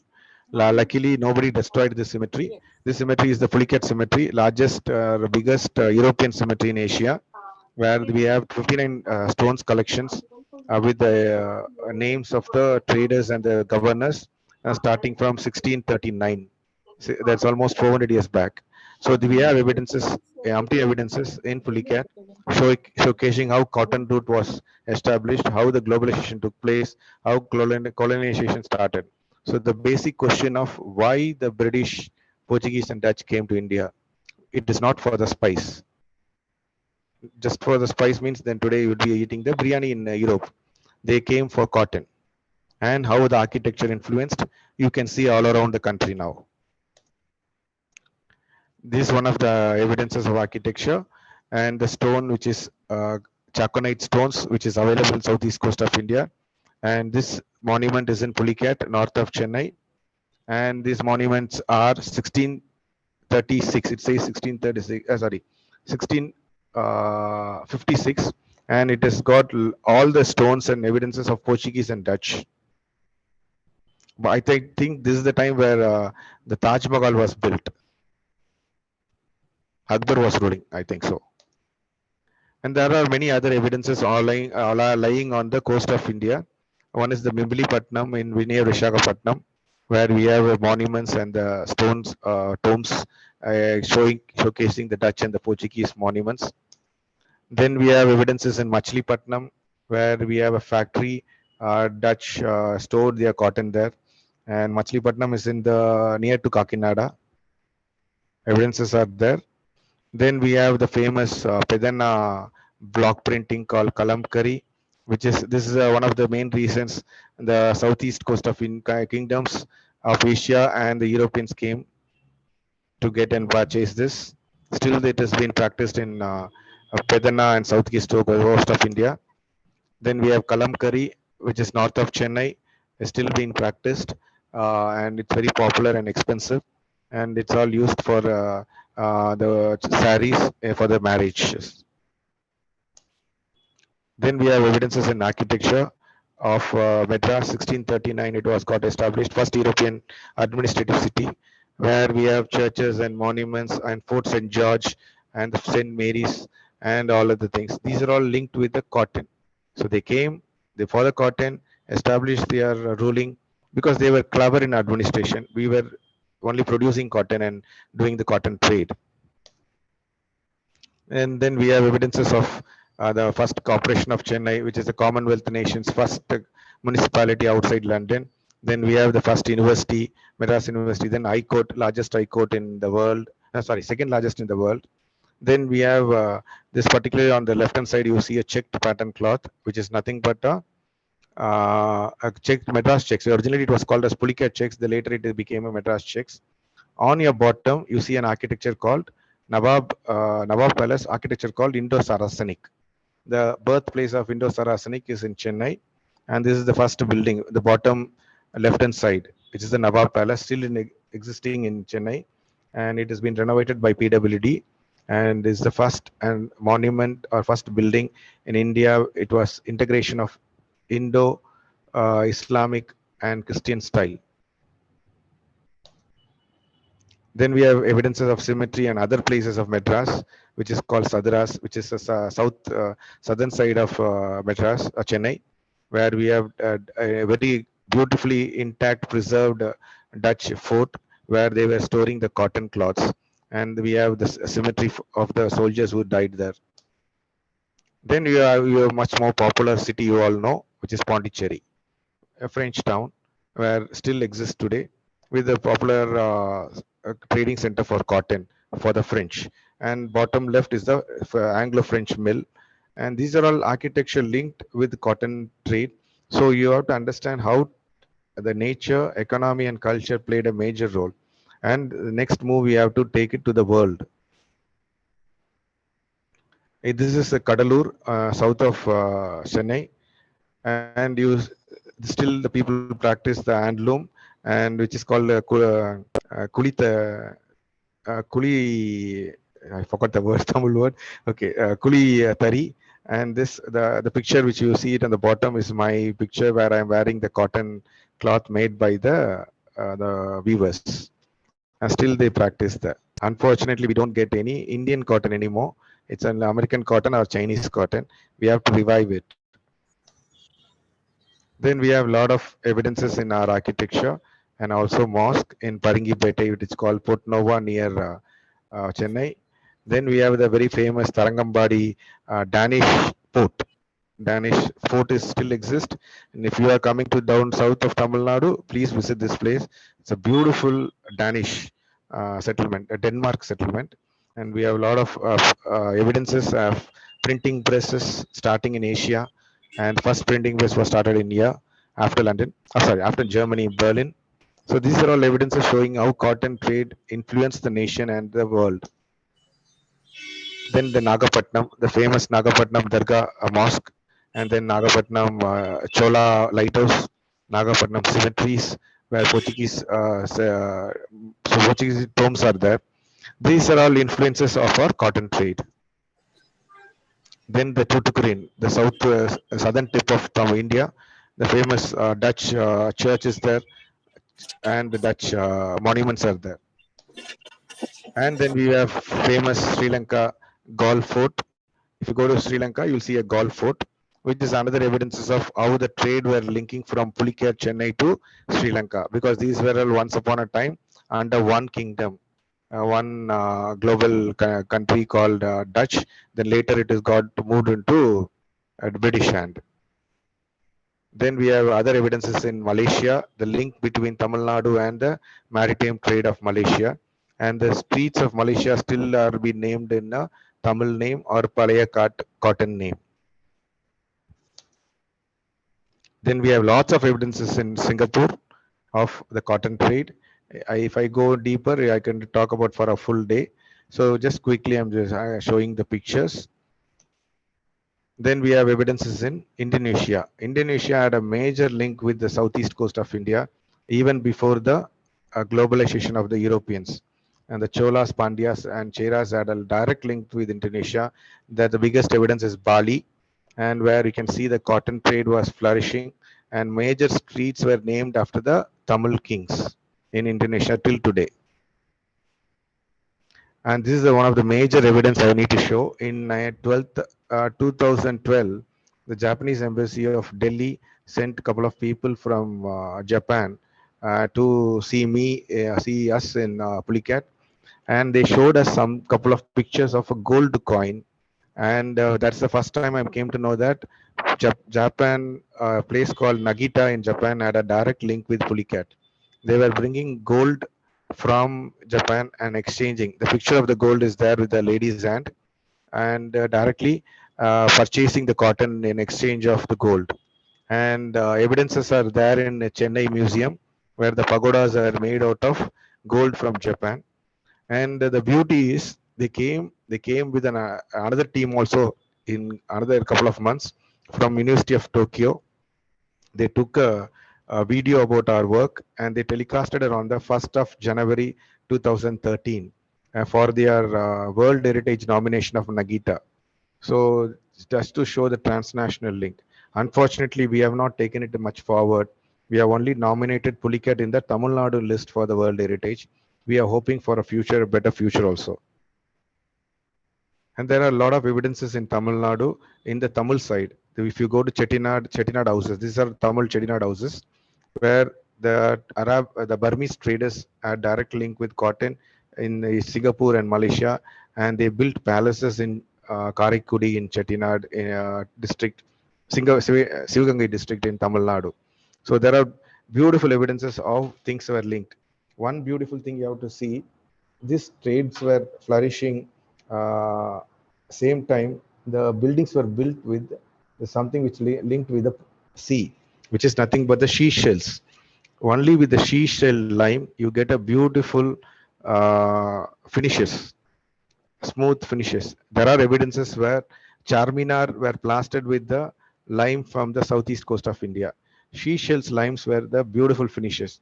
You may get lime from the rock, but for finishes, you need to mix egg with the seashell lime and build new beautiful things. So I may get evidences in north of Delhi or north of India, where the lime was taken from the southeast coast of India or southern India coast to the north for architecture or building large monuments. So the one best example is the Charminar. We have evidences saying that there are sea limes are used on the plaster. So I'm going to conclude my talk. Uh, what now? Why we have to do the cotton? Why do we have to do the cotton route? The cotton route, if you do it, we will have two things. One is the nature and as well as the culture. Nature means you'll have coastal lagoons getting protected. And as I told you in the previous slide, all the rain clouds get attracted by the coastal lagoon. The best evidence is which I show it to you in the once again I'll show you. Yes. The best evidence is the if you see on the right hand side of picture the rain clouds moving towards Chennai, which is the northeast monsoon. So the northeast monsoon winds crosses the sea and comes to only Tamil Nadu during the October, November, December. And during that time, the entire country will be in dry winter. So if you the Chennai will be raining, the other part of the country will be the Tamil Nadu will get rain when the other part of the country will be dry. So when you do this particular cotton root conservation or cotton root protection and conservation, you are protecting the coastal lagoons, tanks, riverbeds, delta, as well as architecture. So that's the beauty of this. So already we are on the path. Let us see once again. So already we are on the path, and we are speaking to the government. We got the World Heritage tag for 4 sites in Tamil Nadu, and this is the only nature site in Tamil Nadu get nominated in Tamil Nadu list, which has gone to the national level. And there is a big politics out of it, as you all know. And we need to protect this particular cotton root to revive the cotton seeds. Indian cotton seeds have been vanished completely from India from 1920 onwards, after the First World War, when the American seeds took over. In this particular cotton root will revive the cotton seeds. Already we are seeing a lot of enthusiasm among the farmers, and a couple of 2 seeds have been revived in Tamil Nadu sites, and similar things are happening in other states of the country. Then another thing is the bird. If you put cotton root on the world map, the birds sanctuary will get protected. When the bird sanctuaries get protected, you know the nature will get protected, and the droppings of the birds will be the food for the prawns and crabs. So the fishermen will get economy and a beautiful sustainable economy. So birds get protected. Then another beautiful thing is called sharks and dolphin. And there is I can talk for a full day about the shark, which is called as Pondicherry shark. If you have anybody interested, you can Google and find what is called Pondicherry shark, which is nothing but an extinct species which used to come to Marina Beach of Chennai and other coastal lagoons of India to breed. Unfortunately, it is extinct now as per IUCN. Then the next we'll get the coral and we'll get the rain. So this particular cotton road, which is a transnational nomination, should be encouraged, should be connected with other countries and get nominated. And if we get nominated, the entire architecture of temple architecture, Dravidian architecture, and the Indo-Saracenic architecture and the material will get protected, and it will be revived, and the revenue also get generated through tourism and scientific research. So this is what I want to present it as during this today's 5 days of online faculty development program. Please see the knowledge beyond your architecture through nature.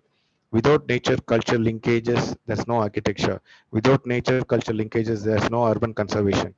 In the particularly coast of Tamil Nadu, coast of Andhra Pradesh, and Kerala and Karnataka, the sea played a major role in its architecture, from brick building to lime plastering to cotton. Everything all had a sea link. So if we can bring it, the sea, river, and the lakes and lagoons will get protected. And I end with this talk with a one slide at the end. And due to some untoward historical evidences, we all know only about Viking routes, Silk Route, Spice Route. today we are starting to think about cotton root. The spice root is it's politically motivated to, I don't know whether to hide the cotton exports and import. If you take the historical records, every ship which was carried away from Indian coast, having 80% of its cargo was cotton.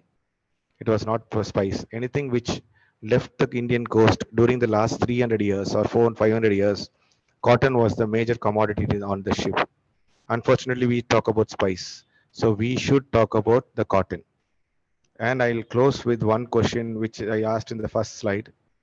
Answer to my first slide, where the brown color came from on the cotton cloth, which was used in the historical cloths of 16th and 17th century, or even today.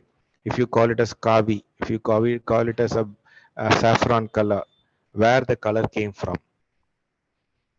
You all should all ask the question, where the color came from about 1,000 years back. It is all from mangroves. The particularly kavi color, the saffron colors used in the religious cloth or in those cloths of large kings and king queens, it all came from mangroves in large number. Today, the over exploitation of mangroves, the mangroves forest have vanished, and with that mangrove forest, we are got climate change.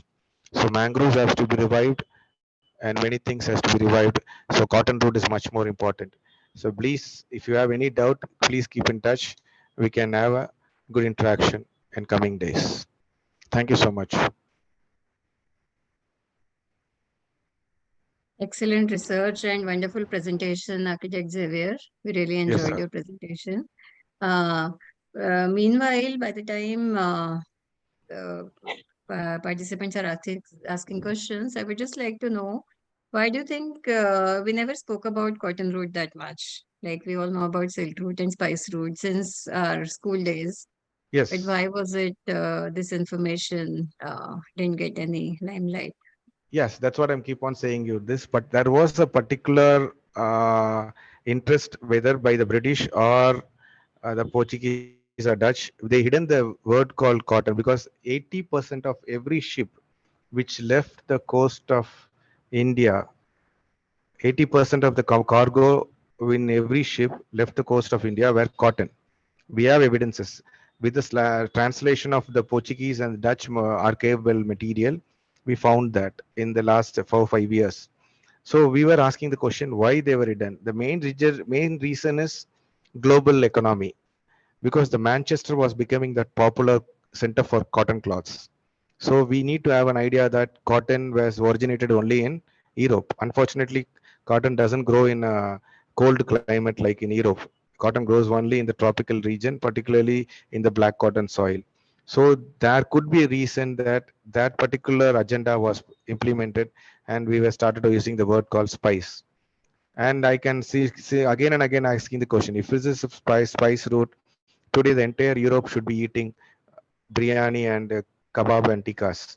So this particular cotton Yeah, root very true. was hidden for a purpose of globalization and for a purpose of having Manchester cotton and American cotton.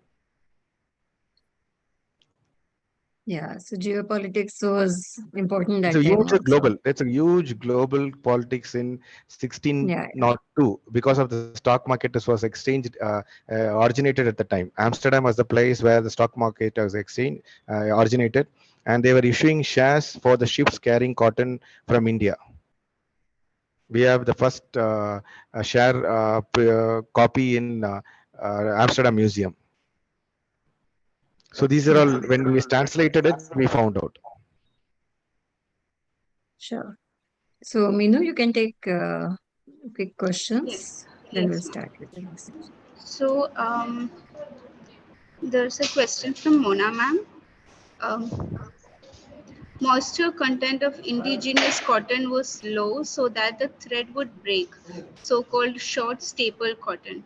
This is good for hand spinning and not suitable for machine spinning. So reviving Indian cotton machines may need some technological input. Please share your views on it. Okay, indigenous cotton, what species are you talking about? Are you talking about Karangani cotton, or because nowadays indigenous cottons have been getting revived, but the original species nobody is able to establish it. But the knowledge saying that low in moisture content, which I will not take it as, because coastal lagoons are known for moisture, black cotton soil are known for moisture. So we, if you get to do a lot of research on that, definitely we'll be able to do that. And mechanization of the spinning and the weaving, which can be definitely developed. Now we are in a very nascent stage, and indigenous cottons, we have thousands of species. Only hardly Tamil Nadu has got two species right now, saying that indigenous cotton has been revived.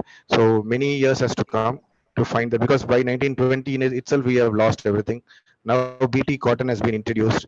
How far we are going to go in the indigenous? But if you bring in indigenous cotton, sustainability will sustain. Sustainability will live forever. Thank you, sir. Thank you. Also, Amar Singh sir is asking if there are any reference or research papers or books on this topic. Okay. Thank God you have to refer me only for that.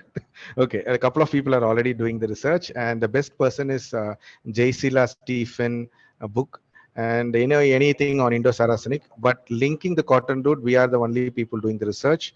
ICOMOS is helping us, and we are going forward. And now Government of Tamil Nadu has recognized us as one of the important research body. So we are going forward on that. So cotton root, in coming years, we'll be establishing the link between lime, cotton, monsoon, rain, and people and weaving. So these things are starting now. More and more research has to be done. More and more students has to come into our uh, team, or they have to start on their own to find evidence, because the evidences are there around the country, from Calcutta to Kanyakumari to Bombay. So if you start researching, we will be able to help you with a lot of evidences and a lot of documents. So he's requesting to share some published articles of yours if there are Yes, any. yes. Please Google my name, Xavier Benedict. You will get a lot of articles, particularly the Japan research paper, which is got published by the UNESCO. That has got a lot of content on it. And keep following us, and just Google and find our name or RD Foundation. You will get about 8 publications. We are linking the nature culture with IUCN also. So now we are going in forward with the Ramsar Convention, with bringing in the status Ramsar Convention of Phuket Lagoon, coastal lagoon. So please follow our research paper, as well as now we are doing a book on cotton root, which will come published by another 1 year. We already done the 50,000 words book on right now. We are only waiting for the publisher to go ahead and publish it. If you want to join us, do join us. We can work. So we don't have any more questions. Sure. Thank you so much, Thank sir, you so for the much. Yes. presentation. Thank you a lot. Thanks so Bye. much. Bye. So for the final session, ma'am, shall we start the next session? Yes, please. So for the final session of this FTP, I would like to invite Amita ma'am for giving the presentation. Dr. Amita Sinha is the author of Cultural Landscapes of India, Imagined, Enacted, and Reclaimed, that 1022 J.B. Jackson Book Award, and Landscapes of India, Forms and Meanings. She is the co-editor of Cultural Landscapes of South Asia, Studies in Heritage, Conservation and Management, that won the 2018 Environmental Design Research Association Award. She was a senior Fulbright researcher at INDAC, New Delhi in 2009, and was the recipient of Fulbright Nehru Academic and Professional Excellence Award Fellowship in 2018-19. She received the National Merit Award, American Society of Landscape Architects, for Cultural Heritage Project on Taj Mahal, India in 2001. A former professor in the Department of Landscape Architecture at the University of Illinois at Urbana-Champaign from 1989 to 2018. She has taught in the Department of Architecture and Regional Planning, IIT Kharagpur, and in the Humanities and Social Sciences Department at IIT Gandhinagar in India. Ma'am, I would like to invite you for the presentation. You can start sharing your screen. Okay, thank you very much I mean, start your video also.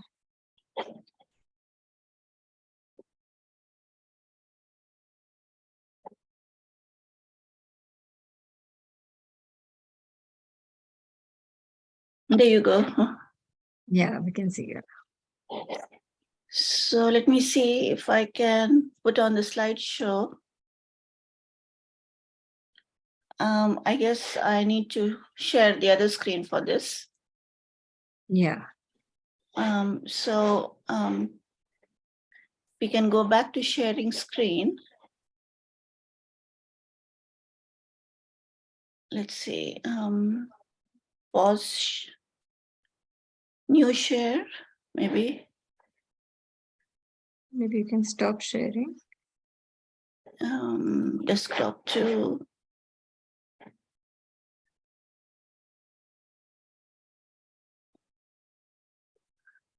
Oh, I don't think I'm able to get to desktop 2. Try once more. Yeah, you can maybe stop sharing and share again. All right, resume, stop share. Yeah.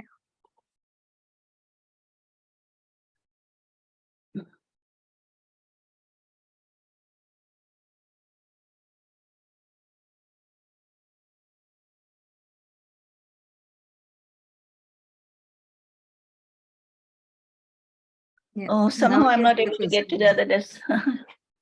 No, it's a full screen now, ma'am. It is showing the full screen right now. Oh, so you're able to see the whole screen? Yes, ma'am. Yes. Okay, good.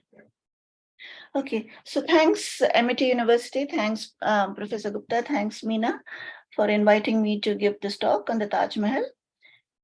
So the Taj's astonishing journey from memorial to monument in the last 375 years is actually the story of a remarkable building becoming a national icon and of many ways of seeing it. The Taj represented imperial Mughal power at its zenith in the Indian subcontinent, and it was intended to be a world-famous masterpiece of human creation, even as it was being built. So we know it was built by Shah Jahan as a mausoleum for his beloved wife, Mumtaz Mahal. Its primary function was commemorative, and it became Shah Jahan's resting place as well. So the Taj was the culmination of building experimentation over half a century in seeking perfection in visual symmetry and balance. The Charbagh garden in front of the mausoleum was divided into 4 squares by water channels intersecting in a raised water tank, and it's a symbol of paradise. You know, with these channels symbolize rivers of milk, honey, wine, and water. And then there are the flowering trees laden with fruits, as paradise is imagined. So at Taj, the 4 quadrants are further subdivided by cross-axial pathways so that the 16 subquadrants which are formed all are surrounded by an enclosing wall. So it's a magnificent complex consisting of the mausoleum, and there are 2 flanking buildings, the mosque and its counterpart Mehman Khana. There are 2 garden pavilions, Naubat Khana, located at the ends of the east-west channel. And then there is the entry forecourt, Jilo Khana, with the 4 gateways. So to the south is Tajganj, originally designed for housing caravanserais and bazaars, whose layout and the layout of Tajganj mirrored the quad-partite plan of the Taj Garden. So the mausoleum was meant to be the earthly version of the house of Mumtaz Mahal, who's in paradise, who departed this earth is in paradise. And it was designed in the form of an irregular octagon, signifying Hashbhisht, meaning 8 paradises in Persian. And so the central feature is a domed chamber surrounded by 8 halls, which are linked by circumambulatory corridors. The guava-shaped double dome over the central hall is a symbol of the heavenly vault in the Islamic tradition. The walls of the mausoleum have relief carvings of flowering plants and flower vases in marble, sandstone, and sandstone. And its two set of sarcophagi, that is one for Mumtaz Mahal, which is in the center, and of Shah Jahan on its west, are ornamented with flowers and inlaid semi-precious stones in pietra dura techniques. So the symbol of Paradise Garden is extended to architectural facades and cenotaphs. Now, the long north-south axis provides the most favored orientation for viewing, along which are multiple gateway and thresholds for framing and reflection of the Taj. The siting of the building at each pause, whether it is at the Tajganj gateway or the south gateway of Jilokhana, the pool in the center of the garden, or along the axial pathways, is an experience of complete visual unity, in spite of perspectival distortions introduced by distance. The foreshortening of distance produced at the main south gateway contributes to this astonishing effect the Taj has on the visitor when first glimpsed, framed at this entry. The building appears to be much smaller and closer than it actually is, because of the brilliance of its white marble is heightened in the darkness of the arched opening, and the vista only shows half of the distance, the other half being hidden by the raised central pool.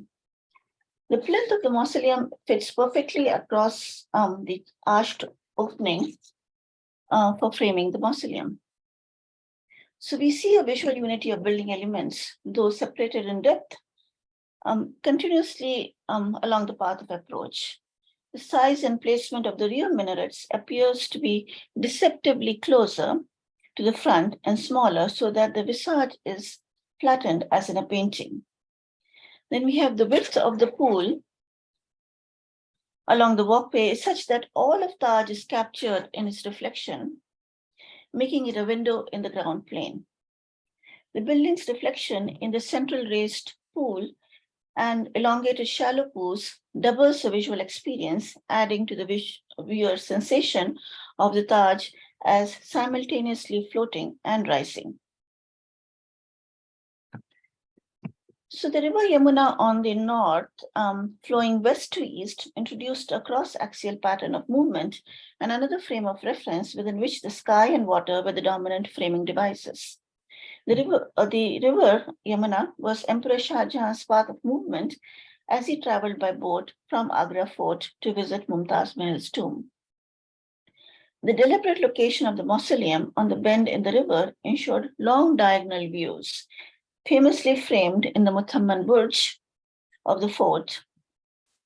As Shah Jahan lays dying, he gazes longingly at the Taj.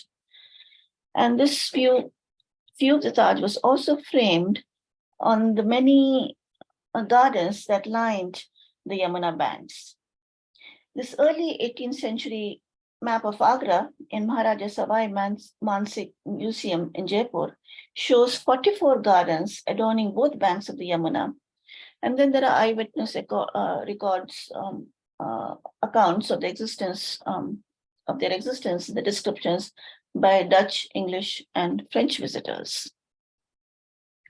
The long north-south axis continued well beyond the river Yamuna in Mehtab Bagh, and here duplication of visual experiences, both framed and reflected, is likely to have occurred.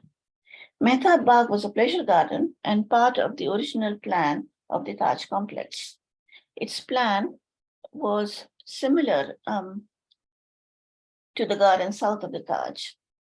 So Mehtab Bagh follows the Mughal prototype of the riverfront garden, where pavilions are on the raised terrace overlooking the river with a char bagh on the landward side. So at Mehtab Bagh, there was a Bangla pavilion on the terrace overlooking a large octagonal pool, roughly similar in plan to the Taj Mahal, although not exactly, but similar. At a lower level was a char bagh with a tank in the center. So on the raised terrace is a large pool, the plan of which I was talking about. And, it had 25 fountains So in this pool and in the river, the Taj would have been reflected in its entirety in the still and flowing waters, and we would have seen it splintered in the shooting fountain jets.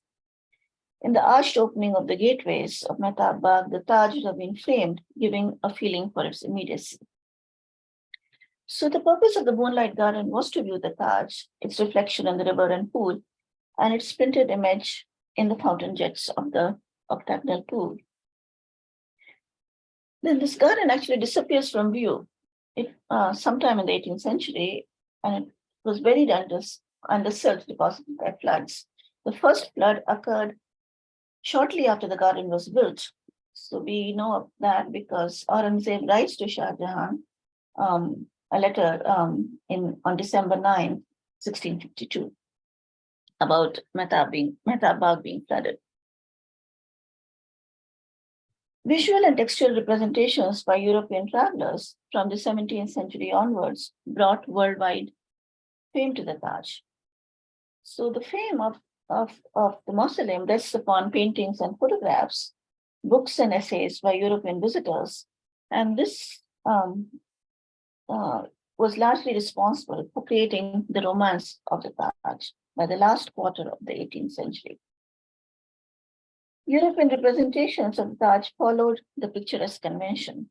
The Taj's biaxial symmetry was ignored in favor of views partially hidden by foliage of the South Garden. So the diagonal views of the Taj from the riverside got its full grandeur and monumentality. But what we see in these paintings is that the Taj is situated in the midst of an ill-kept, desolate landscape and surrounded by ruins of the Mughal era. The Yamuna riverfront, even though it was seen as a repository of historic monuments in these representations, it presents an image of a civilization in decay. And these images, of course, serve the Orientalist agenda, justifying the cause of colonial rule by reversing decline and saving India from its headlong journey on the path of ruin. Conservation work began when Agra came under British occupation in early 19th century in 1802. Inlaid stones had been pilfered by the Jats and also by East India Company soldiers. In fact, the outer surface of the mausoleum was actually in a bad shape. So the conservation work started immediately, in 1807. The outer surface was cleaned and repaired. The missing stones were replaced by stucco. The interior walls of the mausoleum, which had been damaged during the 1857 uprising, were repaired between 1864 and 74. It took a whole decade to do that. Inlay work was restored, and the dome was regilded and made watertight. Photography allowed panoramic vistas and aerial views that encompassed a larger slice of the landscape, expanding the cone of vision from the eye-level viewpoint. Panoramas not only expanded the scale, showing the complete monument in a single composition, but also included the surrounding landscape, often because of their elevated viewpoint. A photograph taken in the 1850s shows the South Garden to be filled with a dense canopy of trees that would have obscured wide-angle views, and it would have confined the vista along the north-south axis. So the picturesque aesthetic convention guided landscape restoration, and it ended up actually situating the historic monument in archaeological park by the beginning of the 20th century. Lord Curzon, Viceroy of India, declared Taj to be the national monument, and he took a personal interest in the conservation between 1900 and 1908.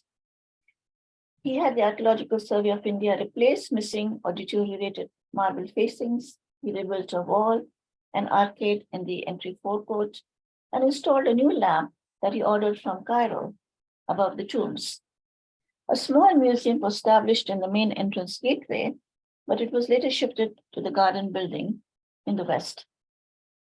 So the framing of the Taj by thick vegetation that we saw in the earlier slide was weakened with the replacement of the cypress with Ashoka trees and fruit trees with flowering shrubs and lawn.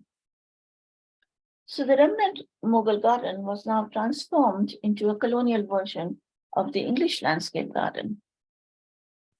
So the views captured in the aquatints of William Hodges and Thomas and William Daniel were also photographed by Samuel Byrne, Felice Beato, John Murray in the 19th century.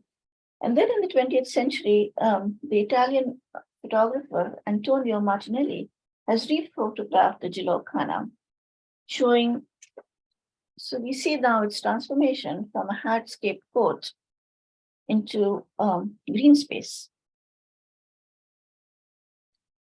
So restoration work on the Taj and its gardens by Archaeological Survey of India continued after independence. Although the building structure has remained sturdy, discoloration, flaking of edges, erosion, cracking and bulging of marble surfaces, these have to be taken care of. Dirt deposition, grease from the hands of visitors, stains caused by rusting of iron dowels for fixing marble, algae and mosquito excreta have required surface cleaning with chemical detergents and even clay packs. And cracks in marble slabs caused by corroding iron dowels and peeling of black stones have led to extensive repair work, most recently in 2018 and 19. So in Agra, vehicle exhausts and combustion of biogenic fuels such as dung increase carbon monoxide and hydrocarbons, while dust storms from the Rajasthan deserts to the west increase suspected particulate matter and contribute to air pollution in Agra. Now, industrial emissions, in particular sulfur dioxide from the oil refinery built in Mathura city, is only 40 kilometers away from the Taj, when combined with atmospheric moisture, produce sulfuric acids, and this causes a corrosive effect on the white marble. So in 1982, the Union government sought to protect the Taj from air pollution by designating the Taj trapezium zone extending over 10,400 square kilometers. The northwest quadrant of Taj trapezium zone is anchored by Mathura and Vrindavan. Then Firozabad, a city famous for its glass industry, especially bangles, lie in the southeast corner of the trapezium. The region includes 4 World Heritage sites, that is the Taj Mahal, Agra Fort, and also Fatehpur Sikri, and Bharatpur Sanctuary, 3rd century. Agra has more than 40 monuments protected. This includes Akbar's tomb at Sikandra and Itmatuddaullah's tomb. The Supreme Court of India in 1996, in response to public interest litigation by MC Mehta, ordered the polluting industries in the city to switch from coal or coke to natural gas. It regulated development within 500 meters of heritage structures, including a 100-meter no-build zone, and asked the Ministry of Environment and Forest to plant a green belt around the mausoleum. So industries have largely complied with the Supreme Court directive, and they've installed air pollution control systems. In fact, iron foundries have been shifted from Agra, and this has impacted the local economy. Then another big development that occurred was that Mehtab Bagh, which had disappeared under the floods, under the silt deposited by floods, was jointly excavated by Smithsonian Institute and ASI in 1996 and 7. And the results of these excavations give us a better understanding of the layout of pleasure garden, the original plant material, and waterworks of the Mughal era. Ethnopaleobotanical research of excavated soil samples led to the identification of cypress, red cigar, chironji, champa, and foxglove. And all of these, with the exception of cypress, were indigenous plantings, possibly influenced by Rajput queens and local gardening traditions. Now, the garden has been restored now for public viewing, although getting to it is kind of difficult, but it's not a faithful copy of the historic garden. The Taj Mahal Conservation Collaborative which was a partnership between ASI and Tata Group of Hotels. It was initiated in 2003 for site management. This was responsible for creating a visitors gallery in the Southwest Arcade and replanting the garden. Studio Art Home in 2016 redesigned the streetscape in Tajganj, the street that goes to Eastern Gate, by adding lampposts, signage, benches, and other public conveniences. So the street has been pedestrianized up to 500 meters, and it has restricted vehicular access up to 1,200 meters. But with all of these interventions, the Taj still remains a tourist enclave. It's cut off from the surroundings and with limited movement patterns of the visitors that result in restricted views and experience. Agra has, as I said, 40 monuments, but the Taj gets the overwhelming share of visitors. But you see it only from within and from Mehtabad, if you can get to it. So in 21st century, post-colonial India, I think conservation work should expand beyond the monument and its gardens and encourage cultural tourism, which would benefit by expanding the idea of heritage landscape beyond the immediate vicinity of the monument. In fact, monuments, we know, can serve as very powerful accents in city planning, allowing for new and creative possibilities to emerge. So what I'm saying is that in conservation of Taj's surroundings lies a possibility of improving Agra's cultural tourism in Agra and elevating, its other monuments and thereby improving, the streetscape, its open spaces, by distributing the visitor movement beyond Taj and Agra forts. So although the Taj and other monuments in historic Agra, they were actually walled from the city, but they were open to the river and commanded view sheds that added greatly to their experience. The landscape context, that is the Yamuna riverfront lined with Mughal gardens, once upon a time 44 gardens, that has radically transformed since the Taj was built. Of the historic 17th century Mughal riverfront gardens, only Ram Bagh, that is built during Babur's time, but then actually what we see today was rebuilt during Jahangir's time. And then we have Chini Ka Roza and then Itmatuddaullah's tomb. Itmatuddaullah's tomb has been restored a few years ago. So these heritage sites get only a very small fraction of visitors compared to the Taj because of the time it takes to access them through the heavily trafficked streets of Agra.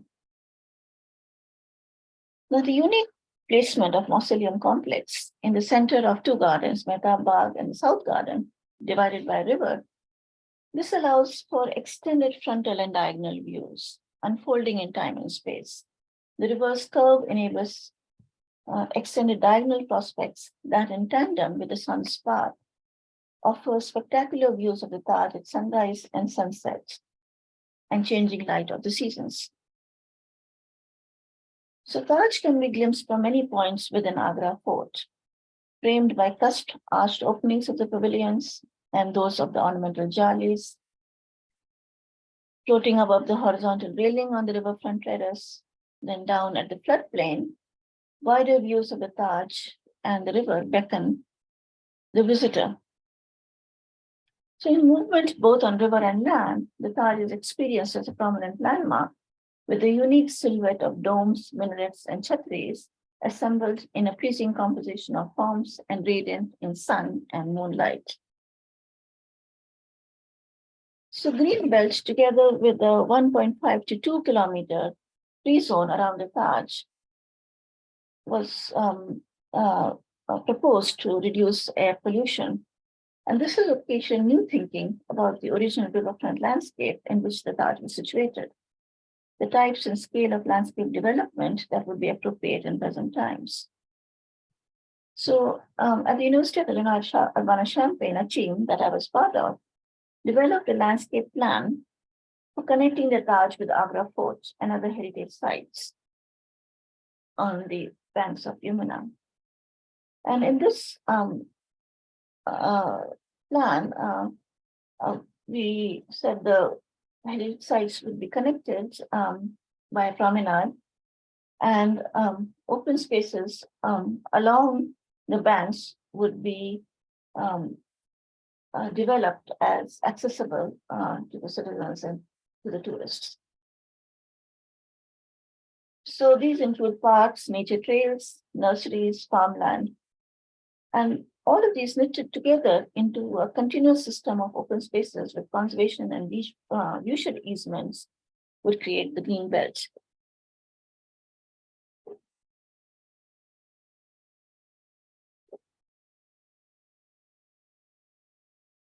So the riverfront promenade, designed with resting places, would introduce pause at key points where Taj vision can be framed, reflected, and integrated into the landscape at arrival points from the city. And this promenade can be built above the front plane on the existing embankment, creating a public right-of-way with minimal intrusions in the present land use patterns. It can connect with other heritage sites, such as Chini Carrozza and Ethnopathala that you see in these sketches. And other public parks like Taj Nature Trail to the east of Taj, through a trail network that a pedestrian, biker, and those on a small vehicle like a golf cart can use. So this will organize and distribute visitor movement over the larger landscape and make possible views that acquire meaning by the variety of cultural landscapes that present themselves to the eye as fore, middle, and background to the Taj. So by knitting together the public gardens, parks, and other landscapes in this continuous system of open spaces, this green belt will protect the mausoleum from environmental pollution and also add to recreational spaces in Agra. They will these view corridors will engage the visitor in an extended visual experience with Taj. The floodplain and inland farming, picturesque parks, nature sanctuary, as in the Taj Nature Trail, nurseries that you find between Rambagh and Hikmatuddaullah's tomb and to the south, all will acquire significance in the story they tell of Agra, that is the present-day home of the Taj. Now, some of these landscapes lie in the public realm, others are in private ownership, but can be made accessible to the public at large. And as the visitor moves through them, the Taj will be constantly in sight, but never the same. So as I understand from media reports, that the eastern bank of Yamuna is in fact being developed into a riverfront corridor promenade with tourist facilities. About 103 acres of land have been required for the project, for which land survey has been done. But most of it belongs actually to the Gram Sabha, and as I understand, it's still in the process of being acquired. So the Taj was designated as a UNESCO World Heritage Site in 1983, and in 2007, 100 million people across the globe voted it as one of the 7 wonders of the world. It gets between 7 to 8 million visitors annually. So as a national monument, it has been extraordinarily significant in impacting policy measures at the urban and at the regional scale. No other monument in India has had that reach.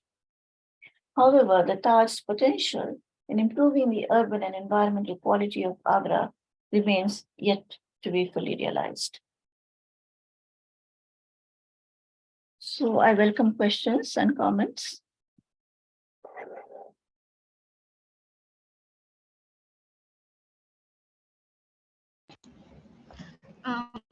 Ma'am, we have one question from Anupama ma'am. Will the riverfront promenade also have places to stay for tourists? Have places to? Places to stay for tourists. those details were not developed in our plan, and I'm not sure if Agra, Development Authority is actually doing that. I think the promenade, for it to be not too obtrusive, should not be very wide. And I think then at key points, benches can be there, and maybe platforms under the trees.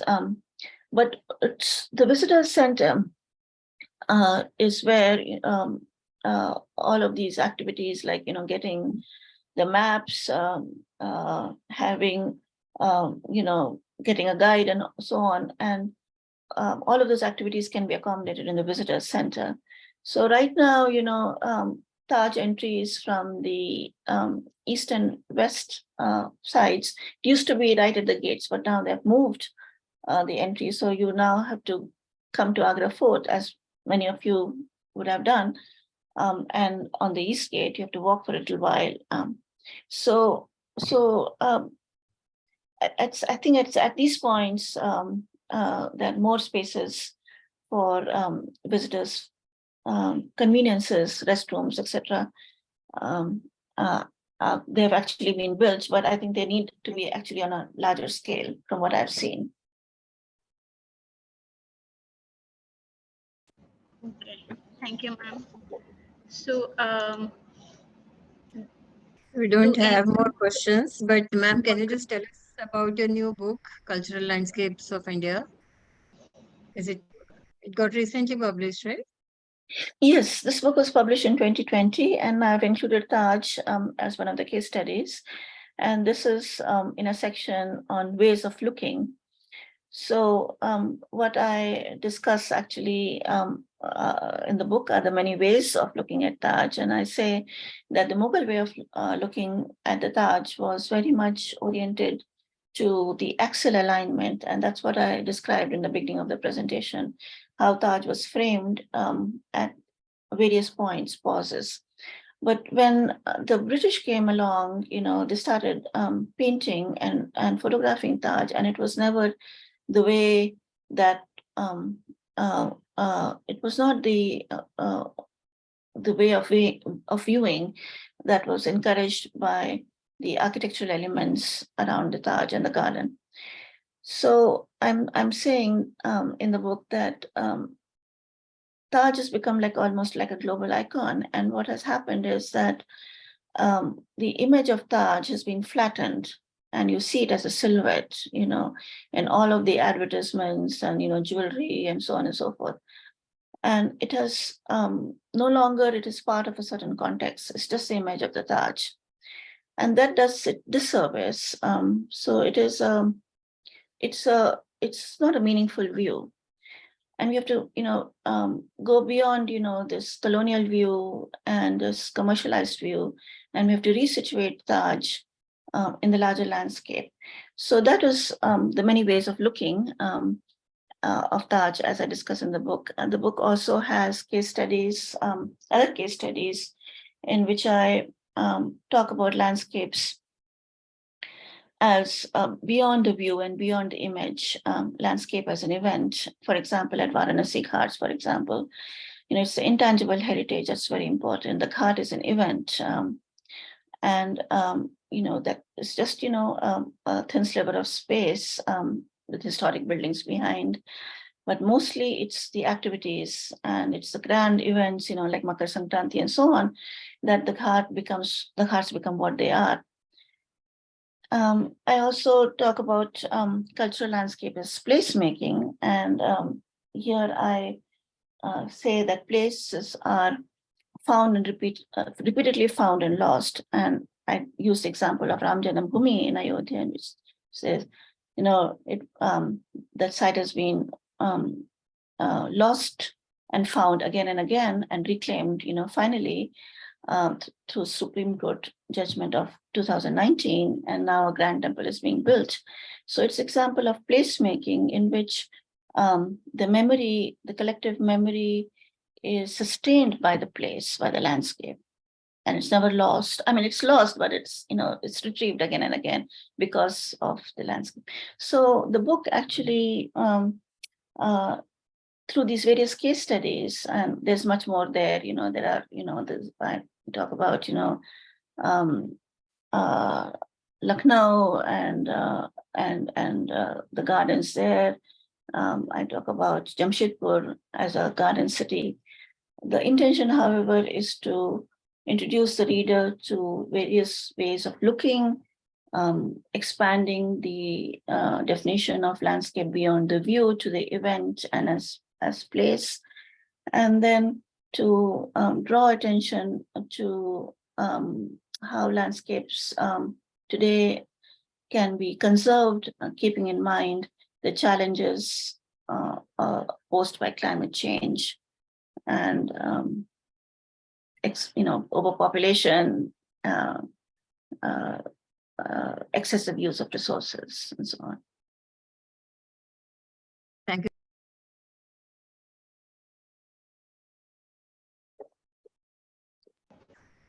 So thank you so much, ma'am, for accepting our invite. It must be around 3 a.m. or so at your place.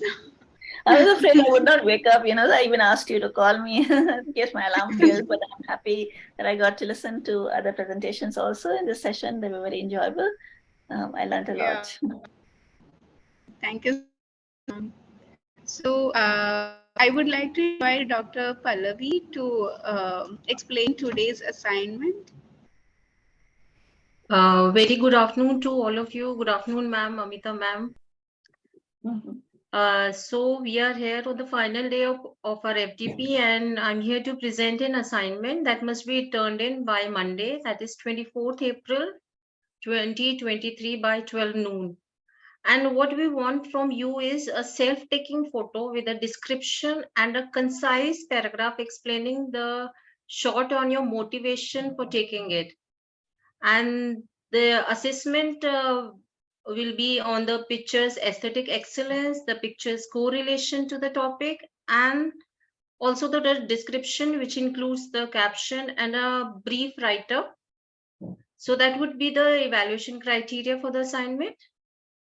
And I would like to include the winning submissions will get a special recognition, and the first 3 entries will be included in our departmental newsletter, ME Skyline Volume 3.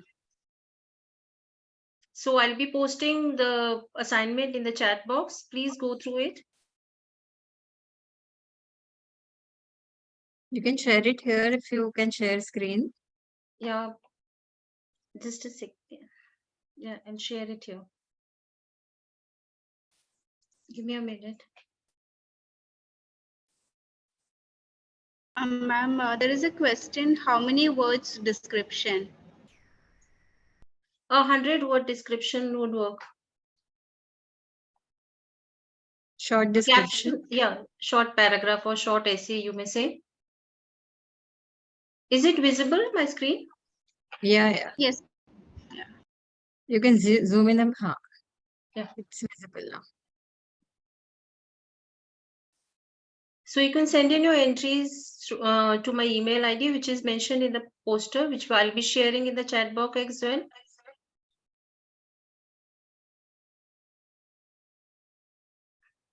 Okay. So any and questions? Today's quiz, you can put in the chat box. Yeah, I'll be posting that also. Okay. So meanwhile, by the time Dr. Pallavi is putting the quiz and participants are attempting the quiz, we can start with the valedictory session, right, Menu? You can present the overview. Yeah. So we had a very enriched experience over the past 5 days. Architect Geeta Pal in her session on influence of Indian cultural heritage and world heritage. She had observations from walks in India and Bangladesh. She walked us through the unexplored treasure trove of tradition. Dr. Binamol gave a very detailed talk on influence of South Indian heritage in Sri Lanka, the tale of Travancore and Kandyan kingdoms, where she threw a very interesting insight to the similarities between Indian heritage and Sri Lankan heritage, and several examples supporting that. Dr. Mohammad Farhan gave a wonderful presentation on role of heritage universities in projecting the Indian cultural heritage. In the presentation, he explained various values related to heritage and glimpse of conservation process, where we saw interesting before and after restoration pictures of heritage monuments and elements. Dr. Tanya Verma, in her session on architecture as a byproduct, as a product of environment, climate, culture of a region, she took us on a trip through the lanes of Bikaner. She reminded us that change is inevitable, but it is very important to take the climatic aspects into consideration while planning modern houses. Professor Suryanarayanamurthy on a session Kakatiya Cultural Landscapes and World Heritage Sites of Trishura.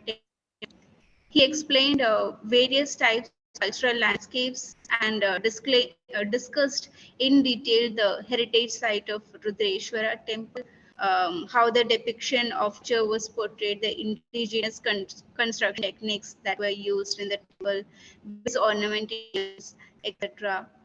Dr. Nisar Khan gave us numerous examples of heritage architecture and infrastructure in the historic trade routes, and how the cultural exchanges in sarais and other highway infrastructure is the architectural style in a session on historic trade routes as cultural corridors. Dr. Paru Munjal's presentation on architecture students' initiatives for documentation of unprotected heritage in India was a thought-provoking session that us to understand the need of documentation, the documentation of protected and unprotected heritage, use of technology in conservation and documentation, and how to balance technical and aesthetic aspects in presentation. And she also gave us an overview of various awards related to documentation of unprotected heritage, and a session on modern heritages also. Dr. Tapan Chakravarti's session on base architecture of the hills, cultural influences, was a very detailed presentation on how the landscape, topography, and culture of a place impact the architectural features of a built structure. It was also a reminder for us to rethink the decision-making process or decision-making factors in while designing today's buildings. And finally, in today's sessions, architect Abhishek Jain discussed the earliest forms of urban planning methodologies, how they were evolved, and how the modern plan, what the modern planning is missing, and missing the strong visual connections and cultural representations were existing earlier. Architect Xavier Benedict talked about the Cotton Road and the cultural changes that happened through the Cotton Road, and he quoted various interesting examples. And Amita ma'am gave us a very elaborate presentation of the Taj Mahal, the original planned in the Taj Mahal, and the intended functions, the issues related, and the various conservation efforts, and the efforts on the conservation of Mahal. So it was a very detailed and a very tight schedule of 5 days schedule of the FD. So thank you all for patiently listening to all the sessions and religiously attending the assignments and feedbacks. Thanks a lot. I would like to invite Dr. Lagupta, Director of Architecture Planning, Amity University, Haryana, to give a word of thanks.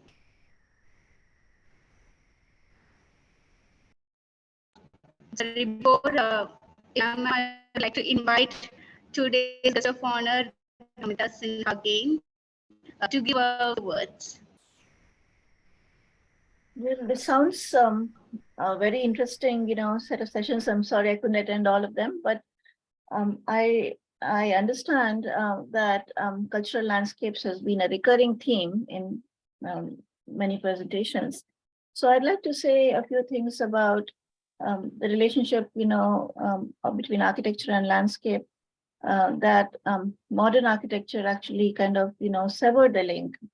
And if we look at the heritage of the subcontinent, architecture is never standalone. It is always part of its context. And so if we have to conserve, our heritage, our cultural heritage, of which, architecture forms a major part, we have to really, go beyond the monument, go beyond the monument-centric way of looking at conservation, and think about heritage on a much broader scale, at the landscape scale. And because landscapes are not fixed entities, and actually even buildings are not fixed entities, but we tend to think of monuments as kind of, as not changing. On the other hand, landscapes are always changing. And so to develop a model of conservation that is dynamic and that takes into account the changing nature of the entity is a challenge today. And that is the key to sustainability also, because only by accepting change and managing it, can we ensure that heritage remains what it is, heritage. So I think the presentations again and again drew attention, to the rich cultural heritage that these landscapes embody, and that sustainability, lies actually in adopting, as I said, a dynamic model of conservation, but also looking very closely at local, at the local. So indigenous knowledge systems, indigenous ways of creating and managing sites, which had been ignored or devalued. I think those have to be, revived and reclaimed. And I think architecture schools play an important part in that, because they're training the next generation of practitioners and educators. And by encouraging them to look at their own backyard, at their own local, heritage, at their own, place, so to speak, and using methods such as mapping and visual documentation and videography, using methods which are a combination of what we can get from the archives plus field research, it would be possible to start inventorying, documenting, recording, and schools can take a leading part in that. So I see schools of architecture as major centers then for research and practice, because the other organizations, I mean, there are government organizations, there are NGOs, and everyone, heritage has become a movement. Heritage conservation has become a movement in the last few decades.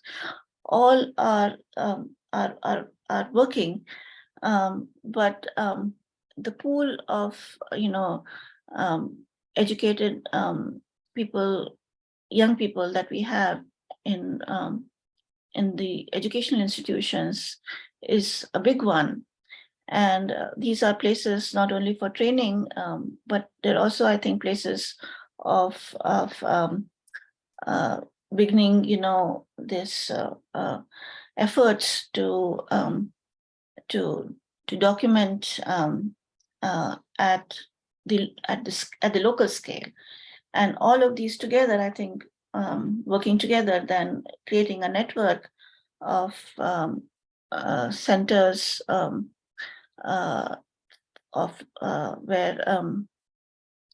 where the local monuments, local landscapes, local practices are studied and documented, only then can we, I think about how this big country, country with the largest population in the world,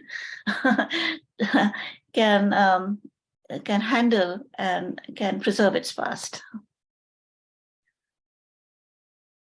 So with that, a little bit of, words of wisdom, I hope, the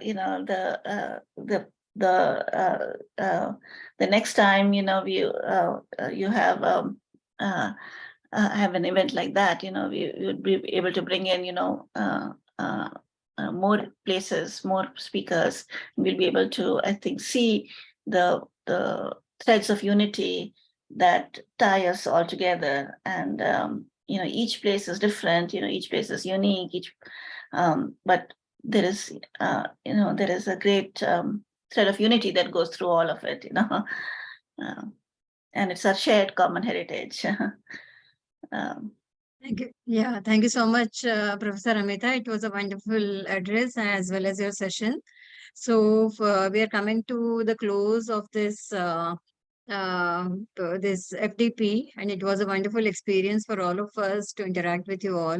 And I must say, we all over again realize the importance of the rich cultural heritage we have as our monuments and buildings and all the built environment we have.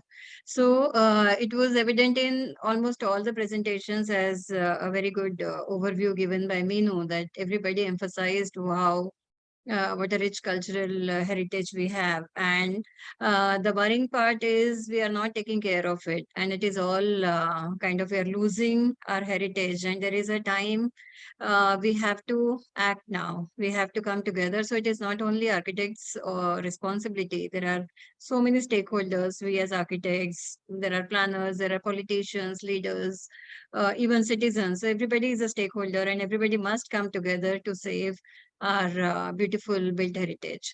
So thank you everyone, and thank you for switching on your cameras. I'm happy to see you all finally. So I think at the end of every session we should have done this. At least we would have seen you. But nevertheless, good to see you. Let's take a few group photographs as we generally take in the offline FDPs. So even if it is an online FTP, we can just click a few pictures with cameras on.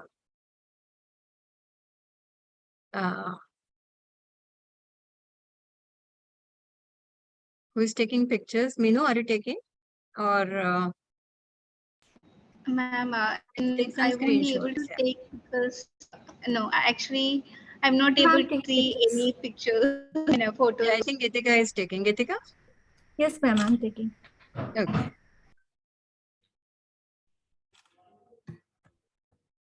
Just change the screens and take more pictures so that everybody is covered. Sure, ma'am.